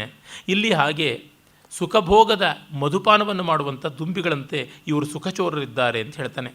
ಯದ್ಯತ್ಕಿಂಚಿದ ಪೂರ್ವಂ ಪರಿಚಿತಂ ಕಲ್ಪನಾ ದಸಂಬದ್ಧಂ ವರ್ಣಯತಿ ಹರ್ಷಕಾರಿ ಬಹುವಚನ ಕರ್ಣಚೋರೋಸು. ಸುಮ್ಮನೆ ಹರಟೆ ಕೊಚ್ತಾ ಇರ್ತಾರಲ್ಲ, ಅದು ಇದು ಬಾಯಿಗೆ ಬಣ್ಣ ಮಾತಾಡೋ ರೀತಿ ಜನ ಇರ್ತಾರಲ್ಲ, ಅವರು ಕರ್ಣಚೋರರು ಅಂತ ಹೇಳ್ತಾನೆ. ಹೀಗೆ ಸ್ಥಿತಿಚೋರರು, ಗುಣಚೋರರು, ವೃತ್ತಿಚೋರರು, ಕೀರ್ತಿಚೋರರು. ಕೀರ್ತಿಚೋರರು ನೋಡಿ ಚೆನ್ನಾಗಿದೆ. ಶಮದಮ ಭಕ್ತಿ ವಿಹೀನ ತೀವ್ರವ್ರತಃ ದುರ್ಗ್ರಹಗ್ರಸ್ತ ಅಭಿಭವತಿ ಪ್ರತಿಪತ್ಯ ಸಾಧುಜನಂ ಕೀರ್ತಿಚೋರೋಸು. ಶಮ, ದಮ ಇತ್ಯಾದಿಗಳೆಲ್ಲ ತಮ್ಮಲ್ಲಿ ತುಂಬ ಉಂಟು ಅಂತ ಬೂಟಾಟಿಕೆ ಮಾಡಿಕೊಂಡು ಏನೂ ಇಲ್ಲದೆ, ನೋಡಿ ನಿಮ್ಮ ಹೆಸರಿನಲ್ಲಿ ಒಳ್ಳೆ ಕೆಲಸ ಮಾಡಿಸ್ತೀವಿ, ನೀವು ದಾನಿಗಳು ಉದಾರಿಗಳು ಅಂತ ಹೆಸರು ಬರುತ್ತೆ ನಿಮಗೆ ಅಂತ ಅವ್ರನ್ನ ಪ್ರಲೋಭನೆ ಮಾಡಿ ದುಡ್ಡನ್ನು ಅಪಹರಣ ಮಾಡ್ತಾರೆ. ಈ ರೀತಿಯಾಗಿ ಉಂಟು. ಹಾಗೆ ಪ್ರಕೃತಿ ವ್ಯಾಪಾರ ಚೋರರು, ಪರವಿಭವ ಕ್ಷಪಣ ದೀಕ್ಷಿತರಾದ ಚೋರರು, ಈ ರೀತಿಯಾಗಿ ಹಲವು ಬಗೆಯ ಕಳ್ಳರನ್ನು ಕುರಿತು ಹೇಳ್ತಾನೆ. ಅತಿಶುಚಿತಯಾನ ವಿತ್ತಂ ಗೃಹಾತಿ ಕರೋತಿ ಚಾಗ್ರ್ಯಂ ಅಧಿಕಾರಂ ಯೋ ನಿಯಮ ಸಲಿಲ ಮತ್ಸ್ಯ ಪರಿಹಾರ್ಯೋ ನಿಸ್ಪೃಹ ನಿಯೋಗಿ. ಈ ಸರ್ಕಾರದಲ್ಲಿ ಕೆಲಸದಲ್ಲಿರೋರು ಅದೆಷ್ಟು ಮಡಿಯಾಗಿರ್ತಾರೆ ಅಂದರೆ ಕೈಯಿಂದಲೂ ಮುಟ್ಟೋದಿಲ್ಲ ಅಂತ ಹೇಳ್ಬಿಟ್ಟು ಅಂತಾರೆ ದುಡ್ಡನ್ನು. ಹಾಗಾಗಿ ಅವ್ರು ಏನು ಅಂತಂದರೆ ದುಡ್ಡನ್ನು ಕೈಯಿಂದ ಮುಟ್ಟೋಲ್ಲ, ಹಿಂಬಾಗಿಲಿಂದ ತೆಗೆದುಕೊಳ್ತಾರೆ. ಅದು ಹೇಗಿರ್ತದೆ ಅಂತಂದರೆ ನೀರೊಳಗಿರುವ ಮೀನು ನೀರನ್ನು ಮುಟ್ಟೋಲ್ಲ ಅಂತ ಹೇಳಿದಷ್ಟೇ ಸತ್ಯವಾಗಿರುತ್ತದೆ, ಇವರು ದುಡ್ಡು ಮುಟ್ಟೋಲ್ಲ ಅಂಥದ್ದು ಅಂತ ಹೇಳ್ತಾನೆ. ಸ್ವಪ್ನೇ ಮಯಾಬ್ಜ ಹಸ್ತ ದೃಷ್ಟ ಶ್ರೀ ತ್ವದ್ಗೃಹಂ ಪ್ರವಿಷ್ಟಾ ಸಾ ಮಾಸೋಪವಾಸ ತುಷ್ಟ ದೇವಿ ಶ್ರೀ ಸಾದರ ಪ್ರಾಹ. ಹೀಗೆ ಕೆಲವರು ಹೇಳ್ತಾರೆ, ನನಗೆ ಕನಸಿನಲ್ಲಿ ಲಕ್ಷ್ಮಿ ನಿಮ್ಮ ಮನೆಗೆ ಬರುವುದನ್ನು ಕಂಡೆ, ಹಾಗಾಗಿ ನಮಗೇನಾದರೂ ಕೊಡಿ ಅಂತ ಕೇಳಿಕೊಂಡು ಬರ್ತಾರೆ. ಈ ಸ್ವಾಪ್ನಿಕರು, ಶಾಕುನಿಕರು ಈ ಥರದವರೆಲ್ಲ ಇರ್ತಾರೆ. ಪುರವಿಪ್ಲವ ನಗರೋದಯ ಯಜ್ಞ ವಿವಾಹೋತ್ಸವಾದಿ ಜನಸಂಖ್ಯೆ ಪ್ರವಿಶಂತಿ ಬಂಧುವೇಷಾ ಪರೇಪಿ ಸರ್ವಾಪಹಾರಾಯ. ಇನ್ನು ನಮ್ಮೂರಲ್ಲಿ ಬರಗಾಲ, ನಮ್ಮ ಮನೇಲಿ ಏನೋ ತೊಂದರೆ ಆಗಿದೆ, ಅಥವಾ ನಿಮ್ಮೂರಲ್ಲಿ ಯಾವುದೋ ಉತ್ಸವ ಇದೆ, ಇಲ್ಲೇ ಮದುವೆಗೆ ಬಂದಿದ್ದೀವಿ, ಇದೊಂದು ಯಜ್ಞ ಕಾರ್ಯಕ್ಕಾಗಿ ಬಂದಿದ್ದೀವಿ ಅಂತ ಹೇಳಿಕೊಂಡು ಕಾರಣವಿಲ್ಲದೆ ಬಂಧುಗಳು ಬಂದು ಇನ್ನೊಬ್ಬರ ಮನೇಲಿ ತಿಷ್ಟೆ ಹಾಕಿಬಿಟ್ಟು ಸರ್ವಸ್ವವನ್ನು ಅಪಹರಣ ಮಾಡ್ತಾರೆ. ಅದರ ಬಗ್ಗೆಯೂ ಎಚ್ಚರದಲ್ಲಿರಬೇಕು ಅಂತಾನೆ. No dimension of society has been touched by the poet. ಕೃತಕೃತ ಮುಗ್ಧ ಭಾವ ಷಂಡೈವ ಸ್ತ್ರೀ ಸ್ವಭಾವ ಸಂಲಾಪ ವಿಚರತಿ ಯಸ್ತ್ರೀ ಮಧ್ಯೆ ಸಕಾಮದೇವೋ ಗೃಹೇ ಧೂರ್ತಃ. ಹಾಗೆ ಹೆಂಗಸರ ಮಧ್ಯದಲ್ಲಿ ತುಂಬ ಮುಗ್ಧವಾಗಿ ಏನೂ ಗೊತ್ತಿಲ್ಲದ ಎಳೆ ಮಗು ತರಹ ನಪುಂಸಕನೋ ಏನೋ ಅನ್ನುವಂತೆ ಓಡಾಡಿಕೊಂಡು ಮರೆಯಲ್ಲಿ ಎಲ್ಲ ರೀತಿಯಾದ ಕಾಮಚಾರವನ್ನು ನಡೆಸ್ತಕ್ಕಂಥವ್ರು ಮನೆಯೊಳಗೆ ಇರ್ತಾರೆ ಕೆಲವರು. ಅವರ ಬಗ್ಗೆ ಎಚ್ಚರ ಇಟ್ಕೊಂಡಿರಬೇಕು ಅಂತ ಹೇಳ್ತಾನೆ. ತಿಷ್ಠತಿಯ ಸಕಲ ದಿನಂ ಗೃಹದಾಸ ಪ್ರೀತಿ ವಿಷ್ಮಭವನೇಶು ಗೃಹದೀರ್ಘಕಥಾ ಕಥೆಯನ್ ಸಚರ ಸರ್ವಾತ್ಮನಾ ತ್ಯಾಜ್ಯ. ಹಾಗೆ ಮನೆಯಲ್ಲಿ ಬೆಳಗಿಂದ ಸಂಜೆಯವರೆಗೂ ಇದ್ದುಕೊಂಡು ಮನೆಯ ವಿಷಯಗಳನ್ನೆಲ್ಲ ತಿಳ್ಕೊಂಡು ಸೇವಕನಾಗಿ ಅವನಿರ್ತಾನೆ. ಅವನು ಮತ್ತೆ ಬೇರೆ ಬೇರೆಯವ್ರ ಮನೆಗೆ ಹೋಗಿ ಇವ್ರ ಮನೆ ಹುಳುಕನ್ನೆಲ್ಲ ಹೇಳ್ತಾ ಇರ್ತಾನೆ. ಈ ಥರ ಯಾರು ಟೇಲ್ ಕ್ಯಾರಿಯರ್ಸ್ ಅಂತಾರಲ್ಲ, ಚಾಡಿಕೋರರು, ಬೇರೆ ಬೇರೆ ಮನೆಯವರ ಗುಟ್ಟುಗಳನ್ನು ಆಡಿಕೊಳ್ತಕ್ಕಂಥವ್ರು, ಅವ್ರನ್ನ ಮೊದಲು ದೂರ ಇಡಬೇಕು ಅಂತಾನೆ. ರಾಜವಿರುದ್ಧಂ ದ್ರವ್ಯಂ ರೂಪಂ ವಾ ಕೂಟಲೇಖಂ ಅನ್ಯದ್ವಾ ನಿಕ್ಷಿಪ್ಯ ಯಾತ್ಯಲಕ್ಷ್ಯಂ ಧೂರ್ತೋಧನಿನಾಂ ವಿನಾಶಾಯ. ಹಾಗೆ ಕೆಲವು ಧೂರ್ತರು ಕದ್ದು ಮಾಲನ್ನು ಅಥವಾ ರಾಜನ ವಿರುದ್ಧವಾಗಿರ್ತಕ್ಕಂಥ ಕೆಲವು ಪತ್ರಗಳು ಇತ್ಯಾದಿಗಳನ್ನು ಅಥವಾ ಇನ್ಯಾವುದಾದರೂ ಅಮಂಗಳವಾದ ವಸ್ತುಗಳನ್ನು ಭಯಪಡಿಸೋದು, ಇಂಥದ್ದನ್ನೆಲ್ಲ ಒಬ್ಬರ ಮನೆಯಲ್ಲಿ ಎಸೆದುಬಿಟ್ಟು ಹೂತುಬಿಟ್ಟು ಇಟ್ಟು ಅವರಿಗೆ ಆಮೇಲೆ ಅವ್ರ ವಿರುದ್ಧ ಕಂಪ್ಲೇಂಟ್ ಕೊಟ್ಟು ತೊಂದರೆ ಕೊಡಿಸ್ತಾ ಇರ್ತಾರೆ ಅಂತಾನೆ. ತಾವೆಲ್ಲೋ ಕದ್ದುಕೊಂಡು ಬಂದು ಇವ್ರ ಮನೇಲಿ ಕದ್ದು ಮಾಲು ಇಟ್ಬಿಟ್ಟು ಹೊರಟೋಗೋದು, ಅಥವಾ ರಾಜನ ವಿರುದ್ಧವಾಗಿ ಬೈಗುಳಿನ ಪತ್ರವನ್ನು ಇವ್ರ ಮನೇಲಿ ಎಸೆದುಬಿಟ್ಟು ಹೋಗೋದು, ಇವ್ರು ನೋಡಿ ರಾಜದ್ರೋಹಿಗಳಾಗಿದ್ದಾರೆ ಅಂತ ಮಾಡೋದು. ಈ ರೀತಿ ವಿಘ್ನ ಸಂತೋಷಗಳು ಬೇಕಾದಷ್ಟು ಜನ ಇರ್ತಾರೆ. ಹಾಗಾಗಿ ಲಜ್ಜಾಧನ ಕುಲೀನಃ ಸಂಭಾವಿತ ಶುದ್ಧಶೀಲ ಮರ್ಯಾದ ನಾರೀಕ್ರಿಯತೆ ಧೂರ್ತೈ ಪ್ರಾಯೇಣ ಸಗರ್ಭ ನಾರೀಭಿ. ಪಾಪ ಲಜ್ಜೆಯನ್ನೇ ಸಂಪತ್ತಾಗಿ ಹೊಂದಿರುವ ಸಜ್ಜನರಾದವರು, ಸಂಭಾವಿತರಾದವರು, ಶುದ್ಧಶೀಲರಾದ ಮರ್ಯಾದಿತರನ್ನು ಅವರನ್ನು ಹೆಣ್ಣಿನ ಅಪವಾದ ಹೊರಿಸಿ ಹೆಣ್ಣಿಗಿಂತ ದೀನೆಯಾಗಿ ಶೋಕಗ್ರಸ್ತಿಯಾಗಿರೋ ಥರ ಮಾಡಿಬಿಡ್ತಾರೆ ಅಂತ. ಯಾಕೆಂದರೆ ಸಾಮಾನ್ಯರಾಗಿ ಮರ್ಯಾದಸ್ಥರಿಗೆ ಮರ್ಯಾದೆಯೇ ಮುಖ್ಯ ಅಂತಿರೋರಿಗೆ ನಿಮ್ಮ ಮೇಲೆ ಯಾವುದೋ ಹೆಣ್ಣಿನ ಸಂಬಂಧ ಇದೆ, ಮತ್ತೊಂದಿದೆ ಅಂತೆಲ್ಲ ಲೋಕಾಪವಾದವನ್ನು ಹರಡಿಸ್ತೀವಿ ಅಂತಂದರೆ ಅವ್ರು ಎಷ್ಟು ಪಾಪ ಕಂಪಿತರಾಗಿ ಒದ್ದಾಡಿಬಿಡ್ತಾರೆ. ಇದೆಲ್ಲ ಎಲ್ಲೋ ಜರ್ನಲಿಸಮ್ನಲ್ಲಿ ನಡೀತಾನೆ ಇರ್ತಕ್ಕಂಥದ್ದಲ್ವ.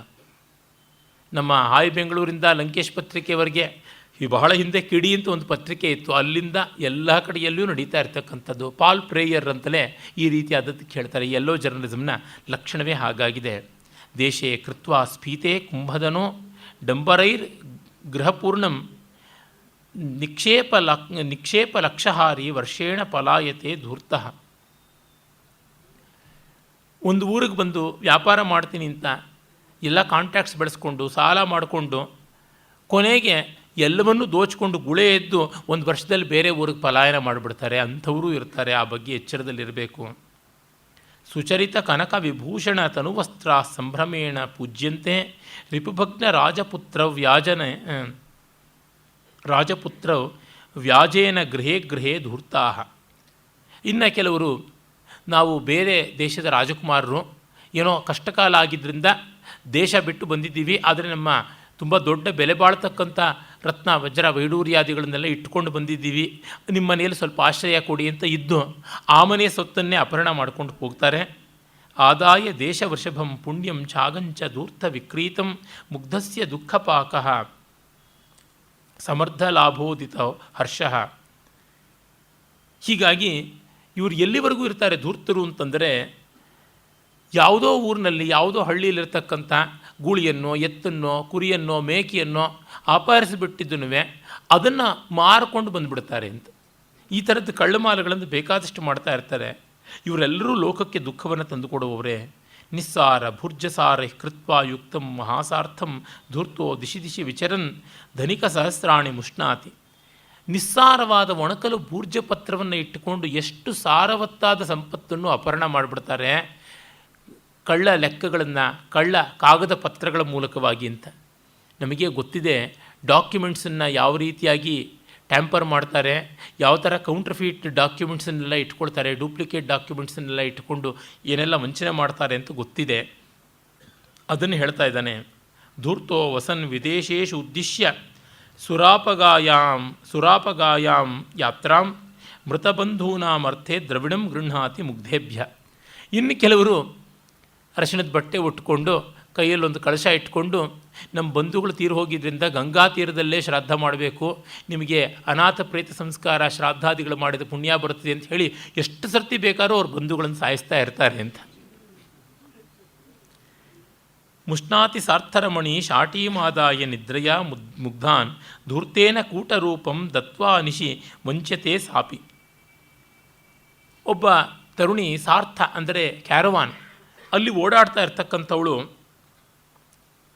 ಯಾವುದೋ ಒಂದು ವಸ್ತ್ರವನ್ನು ತೆಗೆದುಕೊಂಡು ಬಂದು, ಈ ವಸ್ತ್ರ ನೋಡಿ ಇದು ನಾವು ಮಾರಬೇಕಾಗಿದೆ, ಇದಕ್ಕಾಗಿ ತಂದಿದ್ದೀವಿ ಅಂತ ಹೀಗೆಲ್ಲ ಹೇಳಿ ವಂಚನೆ ಮಾಡ್ತಾಳೆ. ಆ ರೀತಿಯಾದ ಸಂಪತ್ತಿಯನ್ನು ಅವಳು ತನ್ನ ಸಾರ್ಥದಲ್ಲಿ ಏನೇ ಗಂಟು ಕಟ್ಕೊಂಡು ಮಲಗಿರೋವಾಗ ಅವಳನ್ನೇ ಯಾರೋ, ಅವಳ ಸತ್ತನ್ನೇ ಯಾರೋ ಅಪಹರಣ ಮಾಡಿಬಿಡ್ತಾರೆ ಅಂತ. ತೆಲುಗಿನಲ್ಲಿ ಒಂದು ಉಂಟಲ್ಲ, ರಂಕುಲೋ ವಚ್ಚಿಂದಿ ಜಗಳಮಲೋ ಪೋಯಿ ಅಂತ ಗಾದೆ ಮಾತು. ಹಾದರದಲ್ಲಿ ಬಂದದ್ದು ಜಗಳದಲ್ಲಿ ಹೋಯಿತು ಅಂತ. ಆ ರೀತಿ ಎಲ್ಲೋ ಮೋಸ ಮಾಡಿದ್ದು ಇನ್ನೆಲ್ಲೋ ತಾವು ಮೋಸ ಹೋಗುವಂಥದ್ದು ಇದು ಆಗ್ತಾ ಇರ್ತದೆ.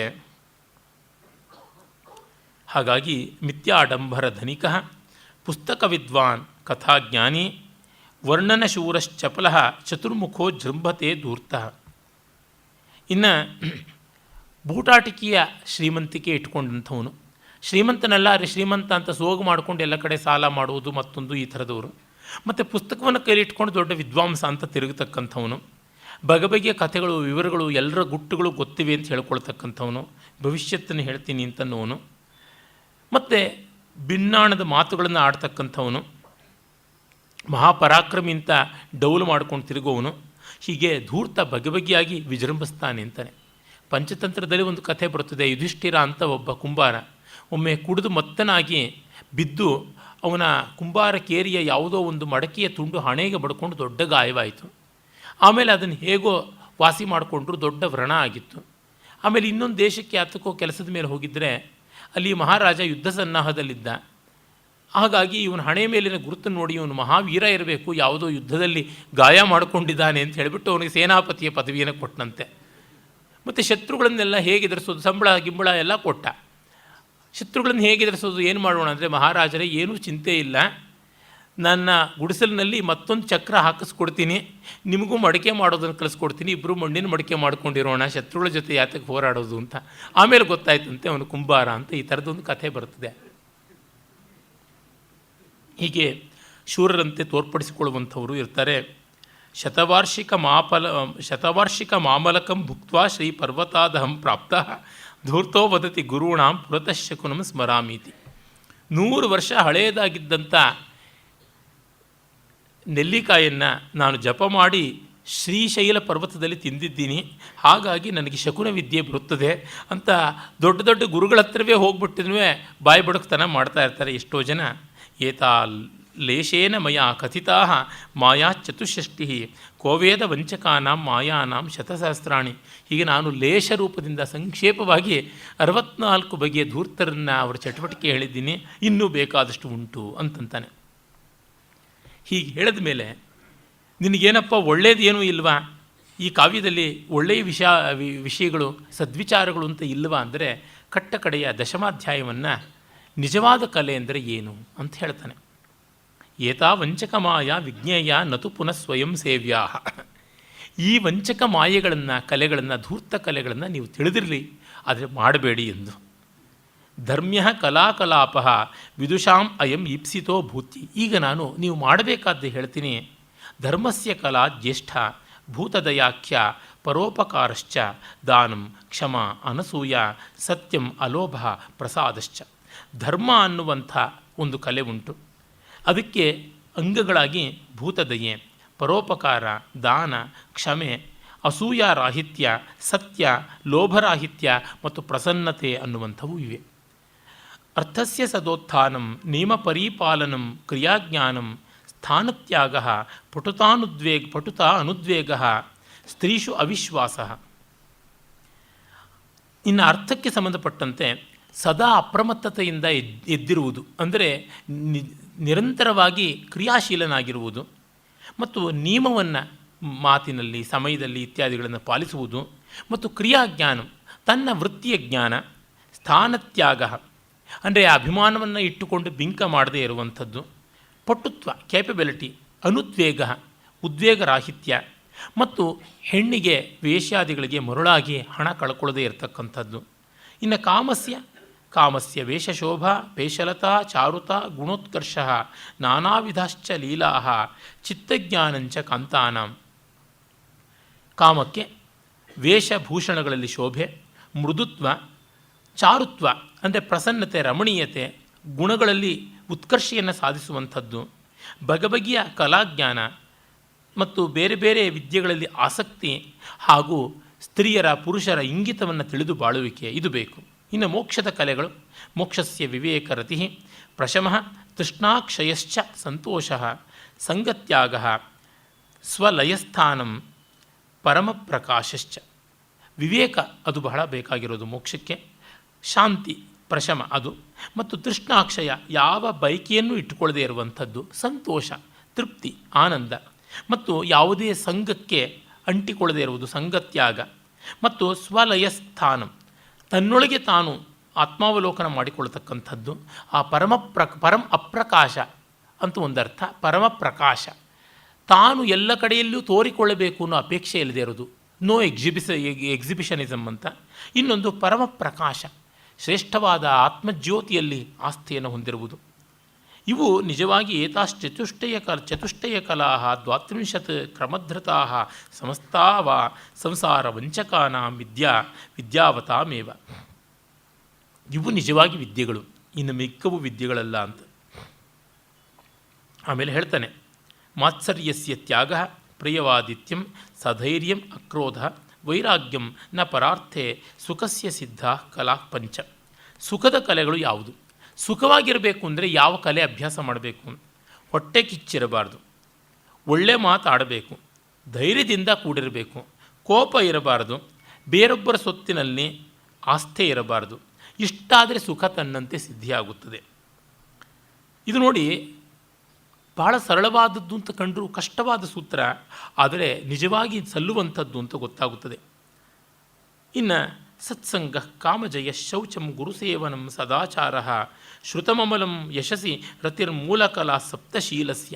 ಶೀಲ ಒಳ್ಳೆಯ ನಡತೆಯ ಕಾಂಡಕ್ಟ್ ಅಂತಂತೀವಲ್ಲ, ಅದಕ್ಕೆ ಕಲೆಗಳು ಯಾವುವು ಅಂದರೆ ಸಜ್ಜನ ಸಹವಾಸ, ಬಯಕೆಗಳನ್ನು ಗೆಲ್ಲುವಲ್ಲಿ ಪ್ರಯತ್ನ, ಶುಚಿತ್ವ, ದೊಡ್ಡವರು ತಿಳಿದವರ ಜೊತೆಯಲ್ಲಿ ಓಡಾಡುವಿಕೆ ಮತ್ತು ಒಳ್ಳೆಯವರ ವರ್ತನೆಯನ್ನು ಅನುಸರಿಸುವಿಕೆ ಮತ್ತು ಒಳ್ಳೆಯ ವ್ಯಾಸಂಗ ಮಾಡುವುದು ಮತ್ತು ಒಳ್ಳೆಯ ಹೆಸರು ಪಡೆಯಬೇಕು ಅನ್ನುವಂತಹ ತವಕ, ಇದು ಬಹಳ ಮುಖ್ಯ ಒಳ್ಳೆಯ ಕಾಂಡಕ್ಟ್ ಶೀಲಕ್ಕೆ.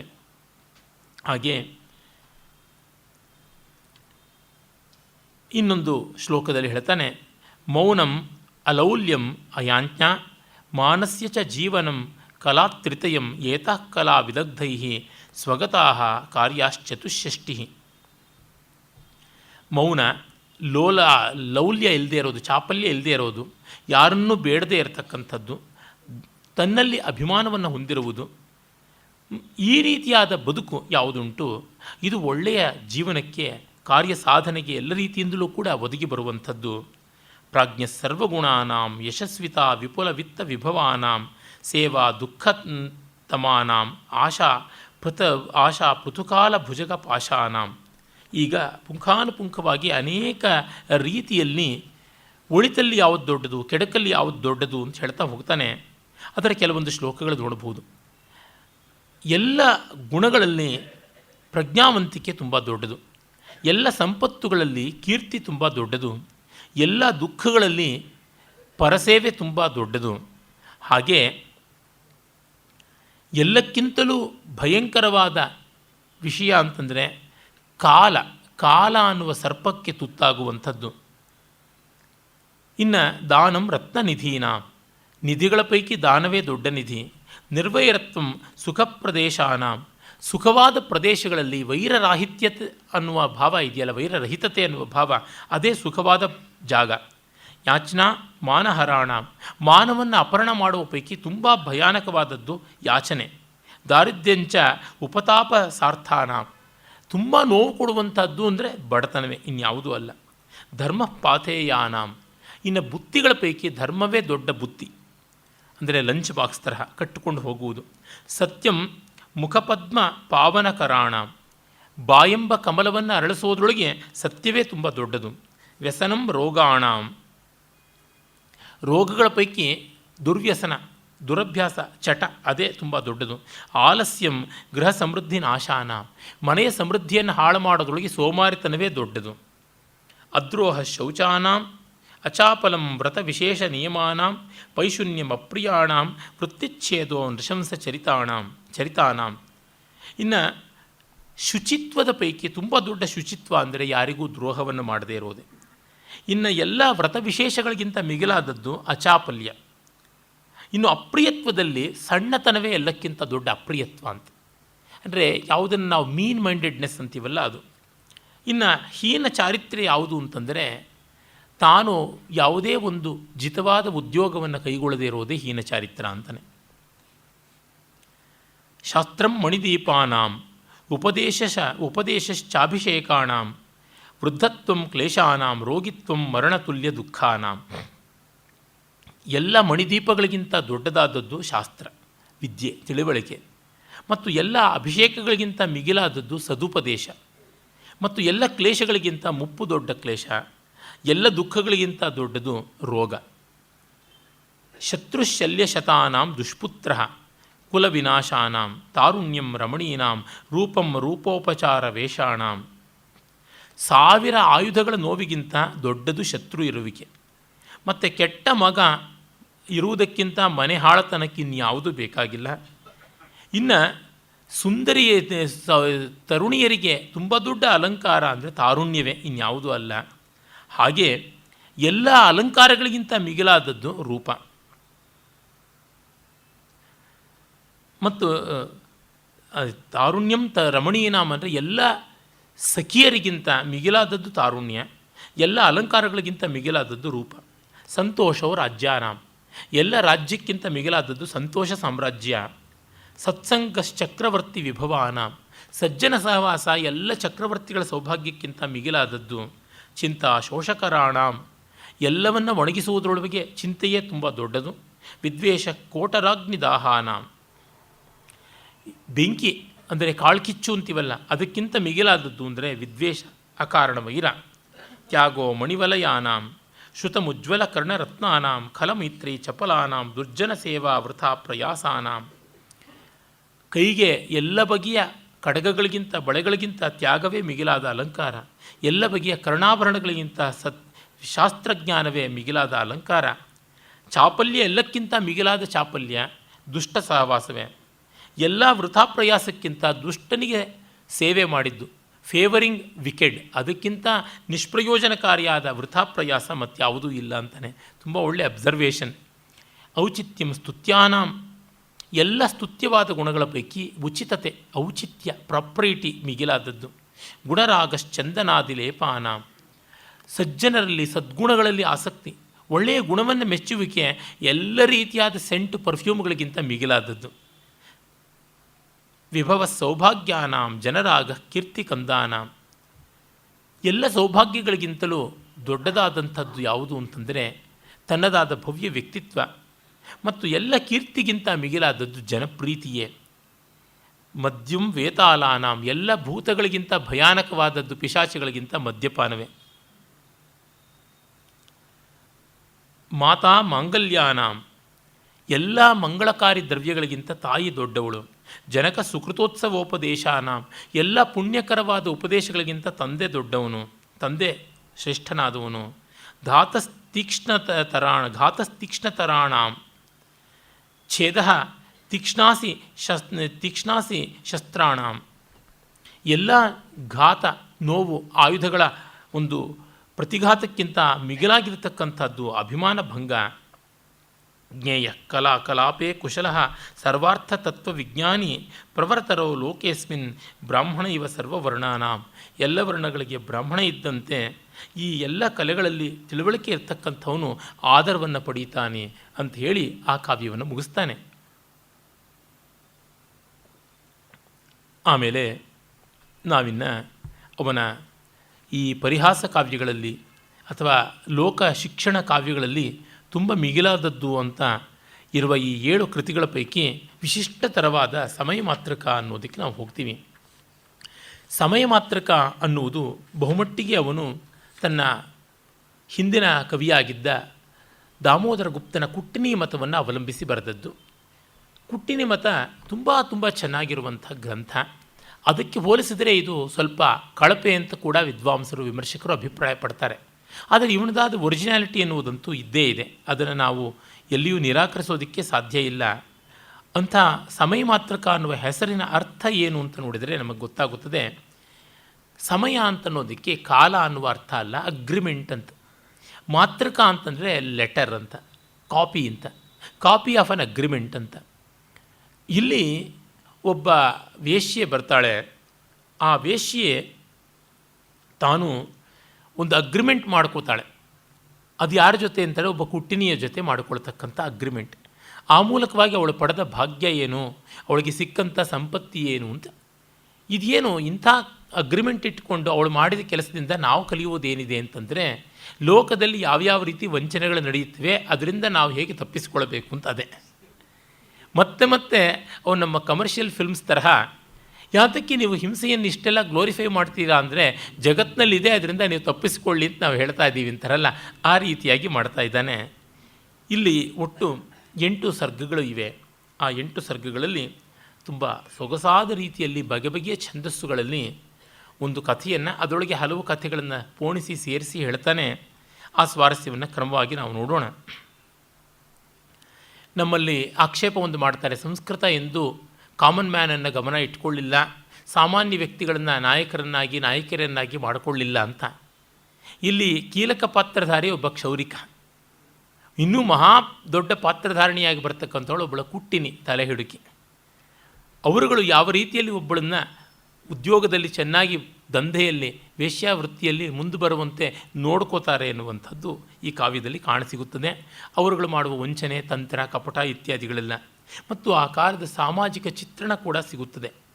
ಕ್ಷೇಮೇಂದ್ರೇಣ ರಹಸ್ಯಾರ್ಥ ಮಂತ್ರ ತಂತ್ರೋಪಯೋಗಿನಿ ಕ್ರಿಯತೆ ವಾರ ರಾಮಾಣಾಂ ಇಯಂ ಸಮಯ ಮಾತ್ರಕ.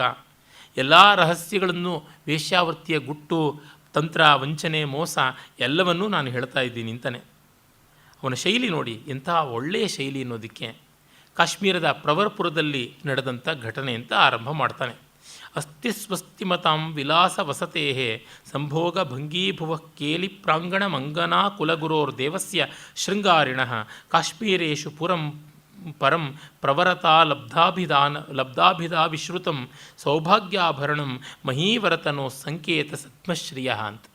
ಸೌಭಾಗ್ಯಾಭರಣಂ ಮಹೀವರತನೋ, ಈ ಭೂಮಿಯ ಒಂದು ಸೌಭಾಗ್ಯಾಭರಣ, ಭೂಮಿಯ ಶರೀರಕ್ಕೆ ಒಂದು ಅಲಂಕಾರವಾಗಿದೆ. ಸಂಕೇತ ಸದ್ಮಶ್ರೇಯ, ಲಕ್ಷ್ಮಿ ತನ್ನ ಒಂದು ಹಾಲಿಡೇ ರೆಸಾರ್ಟ್ ತರಹ ಬರ್ತಕ್ಕಂಥ ಜಾಗ ಆಗಿದೆ. ಇದು ಪ್ರವರಪುರ ಅಂತ. ಪ್ರವರಪುರ ಶ್ರೀನಗರ, ಈ ಹೊತ್ತು ಯಾವುದು ಕಾಶ್ಮೀರದ ರಾಜಧಾನಿ ಅಂತಾಗಿದೆ ಆ ಪ್ರವರಪುರ. ಅದು ಈ ಶಾರ್ದೂಲ ವಿಕ್ರೀಡಿತದ ಶೈಲಿಯೇ ತುಂಬ ಚೆನ್ನಾಗಿದೆ. ಅಂಥ ಒಳ್ಳೆಯ ಶೈಲಿಯನ್ನು ಇಲ್ಲಿ ಬಳಸಿದ್ದಾನೆ. ತತ್ರ ಅಭೂತ್ ಅಭಿಭೂತೇಂದು ದ್ಯುತಿ ಕಂದರ್ಪ ದರ್ಪಭೂ ಕಾಂತಾ ಕಲಾವತಿ ನಾಮ ವೇಶ್ಯಾ ವಶ್ಯಾಂಜನಂ ದೃಶೋಹೋ. ಅಲ್ಲಿ ಚಂದ್ರಕಾಂತಿಯನ್ನು ತಿರಸ್ಕಾರ ಮಾಡಿಸುವಂತಹ, ಮನ್ಮಥನ ದರ್ಪವನ್ನು ಇಳಿಸುವಂತಹ ಕಲಾವತಿ ಎನ್ನುವಂಥ ಒಬ್ಬ ವೇಶ್ಯೆ ರಸಿಕರ ಕಣ್ಣಿಗೆ ಅಂಜನದಂತೆ ಇದ್ದಂಥವಳಿದ್ದಳು ಅಂತ ಹೇಳ್ತಾನೆ. ಅವಳು ತನ ಕಾಠಿನ್ಯದಂತೆ ಹೃದಯದ ಕಾಠಿನ್ಯವನ್ನು ಹೊಂದಿದ್ದಳು, ನೇತ್ರದ ಚಾಂಚಲ್ಯದಂತೆ ಚಿತ್ತದ ಚಾಂಚಲ್ಯವನ್ನು ಎಲ್ಲರಲ್ಲಿ ಉಂಟು ಮಾಡ್ತಾ ಇತ್ತು ಅಂತ ಕವಿ ಹೇಳ್ತಾನೆ. ಸಾಹರ್ಮ್ಯ ಶಿಖರಾರೂಢ ಕದಾಚಿತ್ ಗಣಿಕಾ ಗುರುಂ ಕಾಮಿನಾಂ ಧರ್ಮಸುಹೃದಂ ದದರ್ಶ ಪಥಿನಾಪಿತಂ. ಆಗ ಅವಳು ತನ್ನ ಭವನದ ಮೇಲೆ ಕೂತ್ಕೊಂಡು ಒಂದು ದಿವಸ ಸಂಜೆ ಬೀದಿಯಲ್ಲಿ ಹೋಗ್ತಾ ಇದ್ದವ್ರು ನೋಡಿದಾಗ ಈ ಗಣಿಕೆಯರಿಗೆಲ್ಲ ಆತ್ಮೀಯನಾದ ಗುರು ಸದೃಶನಾಗಿದ್ದ ಒಬ್ಬ ಕ್ಷೌರಿಕನನ್ನು ನೋಡ್ತಾಳೆ. ಕಂಕ ಅಂತ ಅವನ ಹೆಸರು. ಅವನು ಯಾತಕ್ಕೆ ಇವ್ರಿಗೆ ಆತ್ಮೀಯನಾಗಿದ್ದ, ಇವ್ರು ಯಾತಕ್ಕೆ ಕ್ಷೌರಿಕರ ಹತ್ರ ಹೋಗ್ತಾ ಇದ್ರು, ಇವರೇ ಆ ಕೆಲಸ ಮಾಡ್ತಾರಲ್ಲ, ಬೇರೆಯವ್ರು ದುಡ್ಡು ಬೋಳಿಸ್ತಾರಲ್ಲ ಅಂತಂದರೆ ಮುಂದೆ ಗೊತ್ತಾಗುತ್ತದೆ. ಈ ವೇಶ್ಯಾವೃತ್ತಿಯಲ್ಲಿ ಕೆಲವು ವಂಚನೆಗಳನ್ನೆಲ್ಲ ಮಾಡಿದರೆ ನಾಸಾಚ್ಛೇದನ ಅನ್ನೋ ಶಿಕ್ಷೆ ಕೊಡ್ತಾಯಿದ್ರು. ಇವನು ಒಳ್ಳೆ ಸರ್ಜನ್ ಕೂಡ ಆಗಿದ್ದ, ಬೇಕಾದಷ್ಟು ಸರ್ತಿ ಪ್ಲಾಸ್ಟಿಕ್ ಸರ್ಜರಿ ಮಾಡಿ ಮೂಗನ್ನು ಜೋಡಿಸಿದ್ನಂತೆ. ಕಂಕಾಳಿ ಅಂತ ಒಬ್ಬಳು ತಲೆ ಹಿಡ್ಕಿ ಬರ್ತಾಳೆ. ಅವಳ ಚರಿತ್ರೆ ಬಹಳ ಅದ್ಭುತವಾಗಿದೆ. ಅವಳು ಮಾಡದೇ ಇದ್ದ ಕೆಲಸ ಇಲ್ಲ, ಏನೆಲ್ಲ ಮಾಡಿದ್ದಾಳೆ ಅಂತಂದರೆ ರ್ಯಾಕ್ಸ್ ಟು ರಿಚಸ್ ಅವಳ ಸ್ಟೋರಿ ಎಂಥದ್ದು ಅಂತ ಬರ್ತದೆ. ಅವಳಿಗೆ ಅನೇಕ ಬಾರಿ ಶಿಕ್ಷೆಯಾಗಿ ಮೂಗನ್ನು ರಾಜ ಕುಯ್ಯಿಸಿದ್ದು ಅಥವಾ ಗಿರಾಕಿಗಳು ಕೋಪ ಬಂದು ಕುಯ್ದಿದ್ದು, ಹೀಗೆಲ್ಲ ಮಾಡಿದಾಗಲೆಲ್ಲ ಸಮರ್ಥವಾಗಿ ಯಶಸ್ವಿಯಾಗಿ ಮೂಗಿನ ಸರ್ಜರಿ ಮಾಡಿದ್ದಂತೆ. ಅದರಿಂದಾಗಿ ಇವನು ಎಲ್ಲ ಗಣಿಕೆಯರಿಗೂ ಬೇಕಾಗಿದ್ದ ಅಂತ ಗೊತ್ತಾಗುತ್ತದೆ. ಪ್ರಾಚೀನ ಭಾರತದಲ್ಲಿ ಪ್ಲಾಸ್ಟಿಕ್ ಸರ್ಜರಿ ಇತ್ತು, ಇಷ್ಟು ಆಧುನಿಕ ರೂಪದಲ್ಲೆಲ್ಲ ಇತ್ತು. ಆ ಬಗ್ಗೆ ಕೋಲ್ ಬ್ರೂಕ್ಸೇನೆ ಬೇಕಾದಷ್ಟು ದಾಖಲೆಗಳನ್ನು ಕೊಟ್ಟಿದ್ದಾನೆ. ಗೋವಾ ಅಂಥ ಜಾಗದಲ್ಲಿ ಯಾವ ರೀತಿಯಾಗಿ ಅದು ನಡೆದದ್ದು ಅನ್ನೋದು ಪ್ರತ್ಯಕ್ಷದರ್ಶಿಯ ವರದಿಯಾಗಿ ಅವನು ಹೇಳ್ತಾನೆ. ಹೀಗಾಗಿ ಇದ್ದ ಮೂಗನ್ನು, ಅಂದರೆ ಕುಯ್ದು ಹೋಗಿದ್ದರೂ ಆ ತುಂಡಿದ್ದಾಗ ಅದನ್ನು ಜೋಡಿಸುವುದು ಹೇಗೆ, ಇಲ್ಲದೇ ಇದ್ದಾಗ ಮೂಗನ್ನು ಸ್ವಲ್ಪ ಚಾಚಿ ಸ್ವಲ್ಪ ಬೆಳೆಸುವಂಥದ್ದು ಹೇಗೆ ಇತ್ಯಾದಿ ಎಲ್ಲ ಕೆಲಸಗಳನ್ನು ಮಾಡುವಂಥದ್ದರ ವಿವರ ಬರುತ್ತದೆ. ಅದನ್ನೆಲ್ಲ ಪ್ರಾಚೀನ ಭಾರತದಲ್ಲಿ ಶಸ್ತ್ರಚಿಕಿತ್ಸೆಯನ್ನು ಕ್ಷೌರಿಕರು ಮಾಡ್ತಾಯಿದ್ರು, ದೇವರ ಸರ್ಜನ್ಸ್. ಈ ಕಾರಣ ಇದು. ಹಾಗಾಗಿ ಕ್ಷೇಮೇಂದ್ರ ಸುಮ್ಮನೆ ಕಲ್ಪಿತವಾಗಿ ಬರೀತಾ ಇದ್ದದ್ದಲ್ಲ, ಇಟ್ ವಾಸ್ ಎ ಫ್ಯಾಕ್ಟ್ ಅಂತ ನಮಗೆ ಗೊತ್ತಾಗುತ್ತದೆ. ಇವನು ಹೇಗಿದ್ದ ಅದರ ವರ್ಣನೆಯನ್ನು ಕೊಡ್ತಾನೆ. ಶ್ಮಶ್ರು ರಾಶಿ ಚಿತಮುಖಂ ಕಾಚರ ಲೋಚನಂ ಪೀವರಂ ತೀರಮಂಡೂಕೈರ್ ಮಾರ್ಜಾರಮಿವ ಶಾರದಂ. ಅವನು ಹೇಗಿದ್ದ ಅಂತಂದರೆ ದೊಡ್ಡ ಗಡ್ಡ ಇತ್ತಂತೆ, ಗಾಜಿನ ಗೋಲಿಗಳಂಥ ಕಣ್ಣುಗಳು ಮತ್ತು ದೊಡ್ಡ ದೊಡ್ಡ ಗಡವಾ ಕಪ್ಪೆಗಳನ್ನೆಲ್ಲ ನುಂಗಿ ಬೆಳೆದಂತಹ ಕೊಬ್ಬಿದ ಶರತ್ಕಾಲದ ಬೆಕ್ಕಿನ ಹಾಗೆ ಕಾಣಿಸ್ತಾ ಇದ್ದಂತೆ. ವಿಟಾನಾಂ ಕೇಲಿಪಟಹಂ ತಪ್ತ ತಾಮ್ರ ಘಟೋಪಮಂ ದಧಾನಂ ರೋಮಮಾಲಾಂತಂ ಸ್ಥೂಲ ಖಲ್ವಾಟ ಕರ್ಪರಂ. ಗಡ್ಡ ದೊಡ್ಡದಾಗಿತ್ತು, ತಲೆ ಮಾತ್ರ ತಾಮ್ರದ ಚೊಂಬ ಆಗಿತ್ತು. ಅದು ಯಾವ ಥರ ಇತ್ತು ಅಂತಂದರೆ ವಿಟರ ಪಾಲಿಗೆ ಆಟದ ಮದ್ದಳೆಯ ಹಾಗಿತ್ತು ಅಂತ ಹೇಳ್ತಾನೆ, ಮೃದಂಗ ನಗಾರಿಯ ಹಾಗಿತ್ತು ಅಂತ. ಮತ್ತು ಆ ತಲೆ ಕೂದಲು ತುದಿನಲ್ಲಿತ್ತು. ಬಾಲ್ಡ್ ಆಗಿರ್ತಕ್ಕಂಥವ್ರಿಗೆ ಅಂಚಿನಲ್ಲಿ ತಲೆ ಕೂದಲಿರುತ್ತಲ್ಲ, ಅದಕ್ಕೆ ಅವನು ಹೇಳ್ತಾ ಇದ್ದಾರೆ ರೋಮಮಾಲಾಂತಂ ಅಂತ. ಬಾರ್ಡರ್ನಲ್ಲಿತ್ತು ತಲೆ ಕೂದಲು, ಮಧ್ಯದಲ್ಲಿ ಹಾಗೇ ಇತ್ತು. ಅದು ನೋಡಿದ್ರೆ ಎಲ್ಲ ಕಡೆಯಿಂದಲೂ ಕಟ್ಟುಗಳನ್ನು ಕಟ್ಟಿ ಎಳೆದಿಟ್ಟಂತಹ ನಗಾರಿಯ ಮುಖದ ಕಾಣಿಸ್ತಾ ಇತ್ತು ಅಂತ ಹೇಳ್ತಾನೆ. ತಾಂಬೂಲ ಸ್ಟೀವನತ್ರಾಸ ದುಪರಿಕ್ಷಿಪ್ತ ಚಕ್ಷುಷಂ ಆನಿನಾಯ ತಮಾಹೂಯ ಸಾ ನೇತ್ರಾಂಚಲ ಸಂಜ್ಞೆಯ. ಅಬ್ಸರ್ವೇಷನ್ ಅಂದರೆ ಹೀಗೆ. ಭೈರಪ್ಪನವರ ಗೃಹಭಂಗದ ಕಟ್ಟಕಡೆಯ ಸಾಲುಗಳ ತರಹ ಕಾಣಿಸುತ್ತದೆ. ಅವಳು ಬಾಯಿ ತುಂಬ ತಾಂಬೂಲವನ್ನು ತುಂಬಿಕೊಂಡಿದ್ದಳು. ಅದನ್ನು ಉಗಿಯೋದು ಹೇಗೆ ಅಂತ ಅಂದುಕೊಂಡು ಆಕಾಶದಲ್ಲೇ ನೋಡಿಕೊಂಡು ಸನ್ನೆಯನ್ನು ಮಾಡಿಬಿಟ್ಟು ಅವನು ಬರ ಹೇಳಿದ್ಲಂತೆ. ಬಾ ಅಂತ ಬಾಯ್ಬಿಟ್ಟು ಕರೆದಿಲ್ಲವಂತೆ. ಆನಿನಾಯ ತಮಾಹೂಯ ಸಾ ನೇತ್ರಾಂಚಲ ಸಂಜ್ಞೆಯ, ಕಣ್ಣಿಂದಲೇ ಬರ ಹೇಳಿದ್ಲಂತೆ ಅವನನ್ನು. ಯಾಕೆಂದರೆ ತಾಂಬೂಲವನ್ನು ಉಗಿಬೇಕಾಗುತ್ತದೆ, ಉಗಿಯೋದು ವೇಸ್ಟ್ ಆಗುತ್ತದೆ ಅಂತ. ಇಷ್ಟು ಜಾಣೆ ಅವಳು. ಅಲ್ಲಿ ಚೆನ್ನಿಗರಾಯ ಹಾಗೆ ಮಾಡುವಂಥದ್ದು. ಬಾಯಲ್ಲಿ ಹೊಗೆ ಸೊಪ್ಪು ತುಂಬಿಕೊಂಡಿರ್ತಾನೆ. ಮಗ ಆ ಮಹದೇವಯ್ಯನವ್ರ ಜೊತೆಗೆ ಹೋಗ್ತಾ ಇದ್ದರೆ ವಿಶ್ವನಾಥ ಎಲ್ಲಿಗೆ ಹೋಗ್ತಾ ಇದ್ದಾನೆ ಊರು ಬಿಟ್ಟು ಅಂತ ಕೇಳಬೇಕು ಅನ್ನಿಸ್ತು. ಬಾಯಲ್ಲಿರೋ ತಾಂಬೂಲನ ಉಗಿಬೇಕಾಗುತ್ತದಲ್ಲ, ಮತ್ತೆ ಯಾವಾಗ ಸಿಗುತ್ತೋ ತಾಂಬೂಲ ಹೊಗೆ ಸೊಪ್ಪು, ಮಗ ಯಾವಾಗಲಾದ್ರೂ ಸಿಗ್ತಾರೆ, ಯಾಕೋ ಆವತ್ತು ಹೋಗಿದ್ದು ಅಂತ ಬೈಬೋದು ಅಂತ ಅಂದ್ಕೊಂಡು ಸುಮ್ಮನೆ ಕೂತ್ಕೋತಾರಂತೆ. ಹಾಗೆ ಗೃಹಭಂಗ ಮುಗಿಯುತ್ತದೆ. ಈ ಗಣಕಿಯು ಅದೇ ಜಾತಿಯವಳು. ಮೌನ ಅವನು ಹೇಳ್ತಾನೆ, ಧ್ಯಾನಾಲಂಬನ ಮಾನನಂ ಕರತಲೆ ವ್ಯಾಲಂಬಮಾನಾಲಕಂ ಲುಪ್ತವ್ಯಂಜನ ಮಂಜನಂ ನಯನಯೋರ್ ನಿಶ್ವಾಸ ತಾಂತೋಧರ ಮೌನಕ್ಲೀಬ ನಿಲೀನ ಕೇಲಿ ವಿಹಗಂ ನಿದ್ರಾಯಮಾಣಂ ಗೃಹಣಂ ವೇಷ ಪ್ರೋಷಿತ ಯೋಷಿತಾಂ ಸಮುಚಿತ ಅಕಸ್ಮಾತ್ ತವ ಅಂತ. ಅವನು ಬಂದು ಕುಶಲವನ್ನು ವಿಚಾರಿಸ್ತಾನೆ. ಯಾಕೆ ನಿನ್ನ ಮುಖ ನೋಡಿದ್ರೆ ಏನೋ ಚಿಂತೆಯಿಂದ ಕೂಡಿರೋ ಥರ ಕಾಣಿಸುತ್ತದೆ, ಕೈಯನ್ನು ಕೆನ್ನೆ ಒಳಗೆ ಅಂಟಿಸ್ಕೊಂಡಿದ್ದೀಯಾ, ಕಣ್ಣಿಗೆ ಕಾಡಿಗೆ ಇಲ್ಲ, ಕಣ್ಣುಗಳಲ್ಲಿ ಹೊಳಪಿಲ್ಲ, ನಿಟ್ಟುಸಿರು ಬಿಡ್ತಾ ಇದೆಯಾ, ಮೌನದಿಂದ ಎಲ್ಲ ಇಡೀ ಮನೆ ಕೇಲಿ ಬೇಗ ಅಂದರೆ ಆಟದ ಗಿಣಿಗಳು ಎಲ್ಲ ಮಲಗಿದ್ದಾಗ ಹೇಗಿರುತ್ತೋ ಹಾಗೆ ಸ್ತಬ್ಧವಾಗಿದೆ. ವೇಶ್ಯೆಯರ ಮನೆ ಸದ್ಗದ್ದಲ ಇಲ್ಲದೆ ಇದ್ದರೆ ಏನು ಗತಿ? ನೋಡಿದ್ರೆ ಪ್ರೋಷಿತ ಪತಿಕೆ ಅನ್ನುವ ನಾಯಿಕೆಯ ರೀತಿಯಲ್ಲಿ ನೀನು ಯಾಕಿದ್ದೀಯಾ, ಹೀಗೆ ಏನಾಯಿತು ಅಂತ ಕೇಳ್ತಾ ಇದ್ದಾನೆ. ಕಿಮ್ಮೇಖಲಾ ಮದನ ಬಂಧ ವಧೂರ್ ನಿತಂಬೆ ಸುಶ್ರೋಣಿ ನೈವ ಬತ ಗಾಯತಿ ಮಂಗಲಾನಿ. ಮನ್ಮಥನ ಮಂಗಲ ಗೀತಿಕೆಯನ್ನು ಹಾಡುವಂತೆ ಇರುವಂಥದ್ದು ಆ ಒಂದು ಒಡ್ಯಾಣದ ಮುಣಿ ಗೆಜ್ಜೆ. ಅದು ಇಷ್ಟು ಶಬ್ದ ಮಾಡದೆ ಯಾಕಿದೆ? ಅಂಗಂ ಕೃಶಾಂಗಿ ಕಿಮನಂಗ ಯಶ ಪ್ರಭೇಣ ಕರ್ಪೂರ ಚಂದನ ರಸೇನ ನಲಿಪ್ತ ಮೇತತ್. ಸೊರಗಿದ್ದೀಯೆ, ಕರ್ಪೂರ ಚಂದನ ಇತ್ಯಾದಿಗಳನ್ನು ಮೈಗೂ ಹಚ್ಚಿಕೊಂಡಿಲ್ಲ, ಯಾತಕ್ಕೆ, ಏನಾಗಿದೆ? ಕಿಂ ಕೇನಚಿತ್ ಸುಚಿರ ಸೇವನ ನಿಷ್ಫಲೇನ ಮಿಥ್ಯೋಪಚಾರ ವಚನೇನ ನ ವಂಚಿತಾಸಿ. ಯಾವನಾದರೂ ಗಿರಾಕಿ ತುಂಬ ನಿನ್ನನ್ನು ಎಕ್ಸ್ಪ್ಲಾಯ್ಟ್ ಮಾಡಿ ಒಂದು ಕಾಸು ಕೊಡದೆ ನಿನ್ನನ್ನು ವಂಚನೆ ಮಾಡಿಬಿಟ್ನಾ ಏನು? ಲೋಭಾತ್ ಗೃಹೀತಂ ಅವಿಭಾವ್ಯ ಭಯಂ ಭವತ್ಯಾ ದರ್ಪಾತ್ ಪ್ರದರ್ಶಿತಂ ಅಶಂಕಿತಯ ಸಖೀಭಿ ದತ್ತಂ ತವಾಪ್ರತಿಮಮಾಭರಣಂ ನೃಪಾರ್ಹಂ ಚೌರೇಣ ಕಿಂ ಪ್ರಲಪಿತಂ ನಗರಾಧಿಪಾಗ್ರೆ. ಅಥವಾ ನೀನು ಲೋಭದಿಂದಲೋ ದರ್ಪದಿಂದಲೋ ಗೆಳತಿಯರನ್ನು ದೂರ ಮಾಡಿಕೊಂಡ್ಯಾ, ಸಖಿಯರ ಮೇಲೆ ದಾಸದಾಸಿಯರ ಮೇಲೆ ತುಂಬ ಕಣ್ಣಿಟ್ಟರೂ ಕಷ್ಟ, ಅವರೇ ಡಬಲ್ ಕ್ರಾಸ್ ಮಾಡಿಬಿಡ್ತಾರೆ. ಹಾಗೆ ಅಂತ ಅವರಿಗೆ ಏನೂ ಕೊಡದೇ ಇಟ್ಕೊಳ್ಳೋಕ್ಕೂ ಆಗೋದಿಲ್ಲ. ಕೊಡಬೇಕು, ಕೊಡದಂತಿರಬೇಕು, ಇರಬೇಕು, ಇಲ್ಲದಂತಿರಬೇಕು, ಈ ರೀತಿಯಾದದ್ದು. ಅಥವಾ ಯಾವುದಾದ್ರೂ ನಿನ್ನ ಅಮೂಲ್ಯವಾದ ಆಭರಣವನ್ನು ಯಾರಾದರೂ ಕದ್ದುಕೊಂಡು ಹೋದ್ರೆ, ಇಲ್ಲವೇ ಯಾರಾದರೂ ಕಳ್ಳ ರಾಜಯೋಗ್ಯವಾದ ಆಭರಣವನ್ನು ನಿನ್ನ ಮನೇಲಿ ತಂದುಕೊಟ್ಟು ನೀನು ಅದನ್ನು ಮಾರೋದಕ್ಕೆ ಹೋಗಿ ಸಿಕ್ಕಾಕ್ಕೊಂಡು ಈ ಥರ ಏನಾದರೂ ಆಗಿದೆಯಾ ಸಮಸ್ಯೆ? ದಾನೋದ್ಯತೇನ ಧನಿಕೇನ ವಿಶೇಷ ಸಂಗಾತ್ ಸಕ್ತೋಯ ಮಿತ್ಯಥ ಶನೈಹಿ ಅವಸಾಯಿತೇನ ಲಬ್ಧಾಂತರ ಸ್ವಜನ ಮಿತ್ರ ವಿರೋಧಿತೇನ ಕಿಂ ತ್ವನ್ನಿಕಾರ ಕುಪಿತೇನ ಕೃತೋ ವಿವಾಹ. ಅಥವಾ ನಿನ್ನ ಗಿರಾಕಿ ಯಾರಾದರೂ ಬಂಧು ಬಾಂಧವರ ಗೆಳೆಯರ ಹಿತೈಷಿಗಳ ಒಂದು ಒತ್ತಾಯದಿಂದ ಮದುವೆ ಮಾಡಿಕೊಂಡು ನಿನಗೆ ಸಂಪೂರ್ಣವಾಗಿ ದೂರ ಆಗಿಬಿಟ್ನ.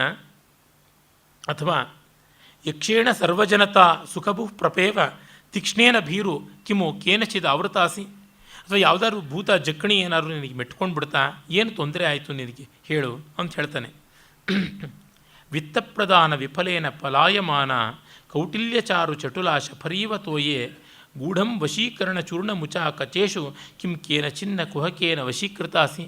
ಅಥವಾ ಯಾರಾದರೂ ನಿನಗೆ ಮಂಕುಬೂದಿ ಎರಚಿಬಿಟ್ಟಿದ್ದನುವೇ ನಿನ್ನನ್ನು ಅವರ ವಶೀಕರಣ ಮಾಡಿಕೊಂಡು ಕೈನಲ್ಲಿ ಕೂಡಿಸ್ಕೊಂಡು ಬಿಟ್ಟಿದ್ದಾರಾ? ಯಾರಾದರೂ ಆ ರೀತಿಯಾದ ತೊಂದರೆಯನ್ನು ನಿನಗೆ ಕೊಟ್ಟಿದ್ದಾರಾ ಹೇಳು ಅಂತ ಕೇಳ್ತಾನೆ. ಆಗ ಸಿದ್ಧ ಪ್ರಯತ್ನ ವಿಭವೈ ಪರಿತೋಷಿತಾಯ ದಾತುಂ ಸಮುದ್ಯತಮತಿ ಸ್ವಯಮರ್ಥಜಾತಂ ನೀತಸ್ತವ ಪ್ರಚುರ ಮತ್ಸರಯಾನ್ಯಯ ಕಿಂ ಯೇಹಾನ್ ನಿಧಿರ್ಬಹುಧನಃ ಸ್ವಸಖಿ ಮುಖೇನ. ಇನ್ಯಾರಾದರೂ ನಿನ್ನ ಸಖಿಯರನ್ನು ಒಳಗೆ ಮಾಡಿಕೊಂಡು ನಿನ್ನ ಸಂಪತ್ತನ್ನು ಅವ್ರ ಕಡೆಗೆ ಎಳ್ಕೊಂಡು ಬಿಟ್ರ ಏನು ಮಾಡಿದ್ರು? ಧ್ಯಾನಾವಧಾನ ಬದಿರಾಸಿ ನಿಮೀಲಿತಾಸಿ. ಏಕಾಗ್ರವಾದ ಚಿಂತೆಯಲ್ಲಿ ನೀನು ಯಾವ ಸದ್ದಾದರೂ ಕೇಳದಂತೆ ಇದೆಯಾ? ಈಗ ನನ್ನ ಮಾತನ್ನು ಕೇಳ್ತಾ ಇದೆಯಾ ಇಲ್ವಾ? ಕಣ್ಣು ಮುಚ್ಕೊಂಡು ಹೋಗ್ತಾ ಇದೆ, ಏನಿದು ಅಂತ ಹೇಳ್ತಾನೆ. ಆಗ ಅವಳು ಹೇಳ್ತಾಳೆ, ಶೃಣುಕಂಕ ಮಮ ಅನಂತಾಂ ಚಿಂತಾಂ ಸಂತಾಪಕಾರಿಣೀಂ. ನನ್ನ ಚಿಂತೆಯನ್ನು ಹೇಳು, ಏನು ಮಾಡೋದು, ಬಹಳ ಕಷ್ಟ ಆಗಿದೆ, ಕೇಳು ನನ್ನ ಚಿಂತೆಯನ್ನು. ಸಾಸಖೆ ಕರಭಗ್ರೀವ ಮಾತುರ್ಮಾತಾ ಸ್ಥಿರಸ್ಥಿತಿ ವ್ಯಾಲೀಗೃಹ ನಿಧಾನಸ್ಯ ಹತ ವೈದ್ಯಾಧಮೇನಮೇ. ನನ್ನ ವೈದ್ಯ ನನ್ನ ಅಜ್ಜಿಯನ್ನು ಕೊಂದುಬಿಟ್ಟ. ಅವಳು ನಿಧಿಯನ್ನು ಕಾಪಾಡುವ ಘಟಸರ್ಪದಂತೆ ನಮ್ಮ ಮನೆಯಲ್ಲಿ ಇದ್ದಳು. ಆ ವೈದ್ಯ ಎಂಥ ನೀಚ. ತೇನ ರೋಗಧರಾಕ್ಯೇನ ದತ್ತ ರಸವತಿ ಮಮ. ಅವನು ತುಂಬ ತೀಕ್ಷ್ಣವಾದ ರಸವಿದ್ಯೆಯಲ್ಲಿ ಪ್ರವೀಣನಾದವನು ಅಂತ ಅಂದುಕೊಂಡಿದ್ದೆ. ಅವನ ಹೆಸರು ರೋಗಧರ ಅಂತ. ಅವನು ಯದ್ವಾ ತದ್ವಾ ಕಠೋರವಾದ ಪಾದರಸ ಬೆರೆತಿರ್ತಕ್ಕಂಥ ಔಷಧವನ್ನು ಕೊಟ್ಟ. ಅದರಿಂದ ನಮ್ಮ ಅಜ್ಜಿ ಸತ್ತೇ ಹೋಗ್ಬಿಟ್ಲು. ತ್ರಿಭಾಗ ಶೇಷತಾಂ ನೀತ ಲೌಲ್ಯ ಲೋಭೋದ್ಭವಾತ್ತಯ. ನಮ್ಮ ಅಜ್ಜಿ ಪಾಪ ನಾಮಾವಶೇಷ ಆಗಿಬಿಟ್ಲು. ಹಿರಣ್ಯವರ್ಣಾಂ ವಸುಧಾಂ ತಸ್ಮಿನ್ ಅಂತಕ್ಷಣೆ ಪಿಸ ದೃಷ್ಟ್ವಾ ಮಾಂ ಅಬ್ರವೀದ್ ವತ್ಸೆ ಗೃಹ್ಯತಾಮಿತಿ.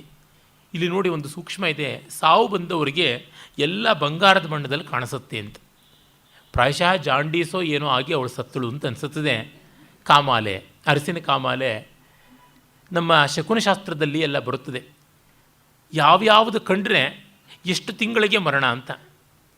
ಮನೆಯಲ್ಲಿ ಪಾರಿವಾಳದ ಗೂಡು ಕಟ್ಟಿಕೊಂಡಿದ್ದರೆ ಏನೋ, ಕನ್ನಡಿಯಲ್ಲಿ ನೋಡಿಕೊಂಡಾಗ ತನ್ನ ತಲೆಯೇ ತನಗೆ ಕಾಣದೇ ಇದ್ದಾಗ ಎಷ್ಟು, ಈ ರೀತಿಯಾಗೆಲ್ಲ ಉಂಟು. ರಾಮಾಯಣದಲ್ಲಿ ಯಥೇಷ್ಟವಾಗಿ ಬರುತ್ತದೆ. ದಶರಥನ ಸಾವಿನ ಸಂದರ್ಭದಲ್ಲಿ ಮತ್ತು ರಾವಣನಿಗೆ ಅಪಶಕುನ ಆಗುವಾಗ ಇದೆಲ್ಲ ವಿವರಗಳು ಬೇಕಾದಂತೆ ಬರುತ್ತದೆ. ಇದನ್ನು ನೋಡ್ಕೊಂಡ್ಬಿಟ್ಟು ನಮಗೂ ಹೀಗಾಯ್ತಾ, ನಮಗೆ ಯಾವಾಗ ಸಾವು ಅಂತೆಲ್ಲ ಅಂದ್ಕೋಬೇಡಿ ಯಾರು. ಅದೇ ಹಾಗುಂಟು ಶಾಸ್ತ್ರ. ಇವಳು ಅಜ್ಜಿ ಅರಿಶಿನ ಕಾಮಾಲೆ ಬಂದು ಎಲ್ಲ ಹಳದಿಯಾಗಿ ಕಾಣಿಸ್ತಾ ಇದ್ದಾಗ, ಮೊಮ್ಮಗಳೇ ನೋಡು ಬಂಗಾರ ಸುತ್ತಲೂ ರಾಶಿ ರಾಶಿ ಸುರಿದಿದೆ, ಹಿಡ್ಕೋ ಎತ್ಕೋ ಅಂತ ಹೇಳ್ತಾನೆ ಸತ್ತೋದ್ಲಂತೆ. ಕಾಂಚನ್ಯ ಪಂಚತಾಂ ನೀತಾ ಪಶ್ಯಂತಿ ಕಾಂಚನಂ ಜಗತ್ ಹಿರಣ್ಯವರ್ಣ ವಸುಧಾ ತಸ್ಮಿನ್ ಅಂತಕ್ಷಣೇಪಿ ಸಹ ದೃಷ್ಟ್ವಾ ಮಾಮಬ್ರವೀದ್ವತ್ಸೆ ಗೃಹ್ಯತಾಮಿತಿ. ಎಲ್ಲ ಜಗತ್ತೆಲ್ಲ ಬಂಗಾರ ಆಗಿಬಿಟ್ಟಿದೆ, ತಗೋ ಅಂತ ಹೇಳ್ತಾ ಸತ್ತೋಗ್ಬಿಟ್ಲು. ಹೀಗೆ ಅವಳು ತತಸ್ತಸ್ಯಾ ಮತೀತಾಯಾಮ್ ಗೃಹಂ ಮೇ ಶೂನ್ಯತಾಂ ಗತಂ. ಆಗ ನನ್ನ ಮನೆಯೇ ಶೂನ್ಯವಾಗಿಬಿಡ್ತು. ಪರಾಭವಾಸ್ಪದಿ ಭೂತಂ ಕಾಮುಕೈ ಸ್ವೇಚ್ಛೆಯಾವೃತಂ. ಕಾಮುಕರಿಂದಾಗಿ ನನಗೆ ತುಂಬ ಪರಾಭವ ಆಗ್ತಾ ಇದೆ ಅಂತ. ನೋಡಿ, ಮನೆಗೊಂದು ಮುದಿಕೊರಡು, ಒಲೆಗೊಂದು ಒಣಕೊರಡು ಅಂತಂತಾರೆ. ಹಾಗೆ ಒಲೆಗೆ ಸದಾ ಉರಿಯುವಂಥ ಒಂದು ದೊಡ್ಡ ಕೊರಡಿರಬೇಕಂತೆ. ಅದೇ ರೀತಿ ಮನೆಗೊಬ್ಬ ಮುದುಕಿ ಅಥವಾ ಮುದುಕ ಇರಬೇಕಂತೆ. ಅವ್ರು ನೋಡ್ಕೋತಾ ಇರ್ತಾರೆ, ಬಂದವರು ಯಾರು, ಹೋದವ್ರು ಯಾರು ಏನು ಎತ್ಕೊಂಡ್ರು, ಈ ರೀತಿಯಾದ ಅಕೌಂಟ್ಸನ್ನೆಲ್ಲ ತುಂಬ ಚೆನ್ನಾಗಿ ನೋಡ್ಕೋತಾರೆ. ಇವಳು ಮನೆಗೆ ಅದು ಬೇಕು. ಯಾಕೆಂದರೆ ಇವಳು ಕೆಲಸವೇನೇ ಗಿರಾಕಿಗಳನ್ನು ಏಕಾಂತದಲ್ಲಿ ಎಂಟರ್ಟೈನ್ ಮಾಡೋದು. ಹಾಗಿದ್ದಾಗ ಮನೆ ಮಿಕ್ಕ ಸಾಮಾನುಗಳ ವ್ಯವಸ್ಥೆಯನ್ನು ನೋಡೋಕ್ಕೆ ಯಾರಾದರೂ ವಿಶ್ವಾಸ ಪಾತ್ರರು ಇರಬೇಕು. ಮನೆಯವರೇ ಆದರೆ, ವಯಸ್ಸಾದವರಾದರೆ ಅವ್ರು ಈ ಮನೆ ಬಿಟ್ಟಿನ್ನೆಲ್ಲಿಗೂ ಹೋಗೋದಿಲ್ಲ, ಮನೆಯಲ್ಲೇ ಬಾಳಬೇಕು. ಹಾಗಾಗಿ ಅವರು ದೋಚ್ಕೊಂಡು ಎಲ್ಲಿಗೂ ಓಡೋಗಲಾರರು. ಅದಕ್ಕಾಗಿ ಶರೀರದಿಂದ ಅಸಹಾಯಕರಾದರೂ ಬುದ್ಧಿಯಿಂದಾಗಿ, ಇಂದ್ರಿಯ ಪಾಠವದಿಂದಾಗಿ ಗಟ್ಟಿಯಾಗಿರ್ತಕ್ಕಂಥವ್ರು, ವಿಶ್ವಾಸ ಭೂಮಿಯಾದವರು ಬೇಕಾಗುತ್ತಾರೆ. ಅಂಥ ಒಬ್ಬ ವ್ಯಕ್ತಿ ಇಲ್ಲ ಅಂತ ನನಗೆ ಸಂಕಟ ಆಗಿದೆ. ಜನನ್ಯೋ ಹಿ ಹತಾಸ್ತೇನ ವೇಶ್ಯಾನಾಂ ಪೃಥುಯುಕ್ತಿಭಿ ಕಿಂ ಕುಟ್ಟಿನಿ ಕೃತಾಂತೋಸೋ ವೇದ್ಯೋ ನ ವಿದಿತಸ್ತವ. ಕುಟ್ಟಿನಿ ಕೃತಾಂತ, ಎಲ್ಲ ತಲೆ ಹಿಡಿಕಿರ ಪಾಲಿಗೆ ಯಮನಾಗಿದ್ದಾನೆ ಈ ವೈದ್ಯ. ಎಷ್ಟೋ ಜನ ವೇಶ್ಯೆಯರ ಮಾತೆಯರು ಕುಟ್ಟಿನೀರು ಇವನಿಂದಾಗಿ ಸಾಯಿಸಲ್ಪಟ್ಟಿದ್ದಾರೆ, ನಿನಗೆ ಗೊತ್ತಿಲ್ವಾ ಈ ವೈದ್ಯ ಅಂತ. ಯಾಕೆಂದರೆ ಇವನು ಸರ್ಜನ್ ಅಲ್ವಾ, ಅವನು ಪ್ರಾಯಶಃ ಫಿಸಿಷಿಯನ್ ಅನಿಸುತ್ತೆ, ಅವನು ನಿನಗೆ ತಿಳಿದಿಲ್ವಾ ಅಂತ ಕೇಳ್ತಾಳೆ. ವ್ಯಾಘ್ರೀವ ಕುಟ್ಟಿನಿ ಯತ್ರ ರಕ್ತಪಾನಾಮಿ ಶೈಷಿಣಿ ನಾಸ್ತೇ ತತ್ರ ಪ್ರಗಲ್ಭಂತೆ ಜಂಬುಕಾ ಇವ ಕಾಮುಕಾ. ಹೆಣ್ಣು ಹುಲಿ ಹಾಗೆ ಒಬ್ಬ ಕುಟ್ಟಿನಿ ಮನೇಲಿದ್ದಳು ಅಂತಂದರೆ ಯಾವ ಗಿರಾಕಿ ಅನ್ನುವ ನರಿ ಕೂಡ ಏನು ಬಾಲ ಆಡಿಸೋಕ್ಕಾಗೋದಿಲ್ಲ.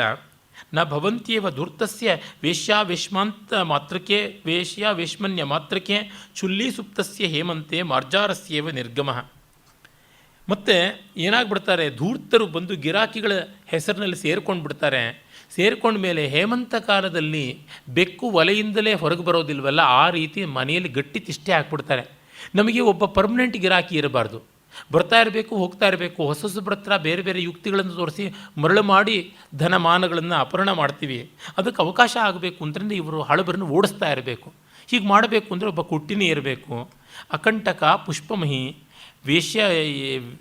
ವೇಷಯೋಷಿತ ಮಾತ್ರಕ ಮಂತ್ರಹೀನಾಚ ರಾಜ್ಯಶ್ರೀ ಭುಜ್ಯತೆ ವಿಟಚೇಟಕೈ.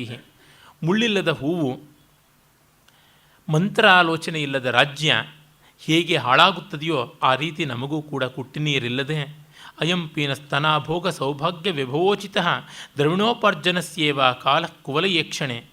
ಆಗ ಅವನು ಹೇಳ್ತಾನೆ, ಹೌದು ನಿಜ, ಇಲ್ಲದೇ ಇದ್ದರೆ ಇದು ನಿನ್ನ ಕಾಲ, ನಿನ್ನ ಮೈಕಟ್ಟು ಚೆನ್ನಾಗಿದ್ದಾಗಲೇ ಸಂಪಾದಿಸಿಕೊಳ್ಬೇಕು.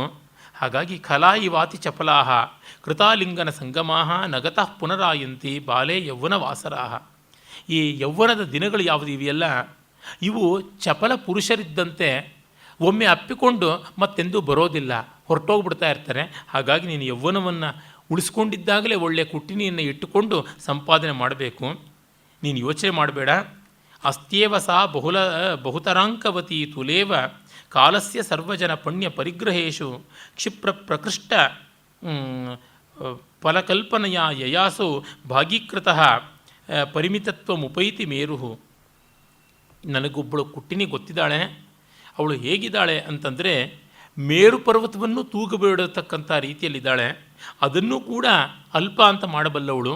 ಆ ಮಟ್ಟಕ್ಕೆ ಅವಳ ಒಂದು ರಿಸೋರ್ಸ್ಫುಲ್ನೆಸ್ ತುಂಬ ಉಂಟು. ಎಲ್ಲ ರೀತಿಯಾದ ಪುಣ್ಯಾಂಗನೆಯರ ವ್ಯಾಪಾರಗಳಲ್ಲಿ ಕೂಡ ನುರಿತಿದ್ದಾಳೆ. ಯಾಸೌ ರಾಮಾಲಯ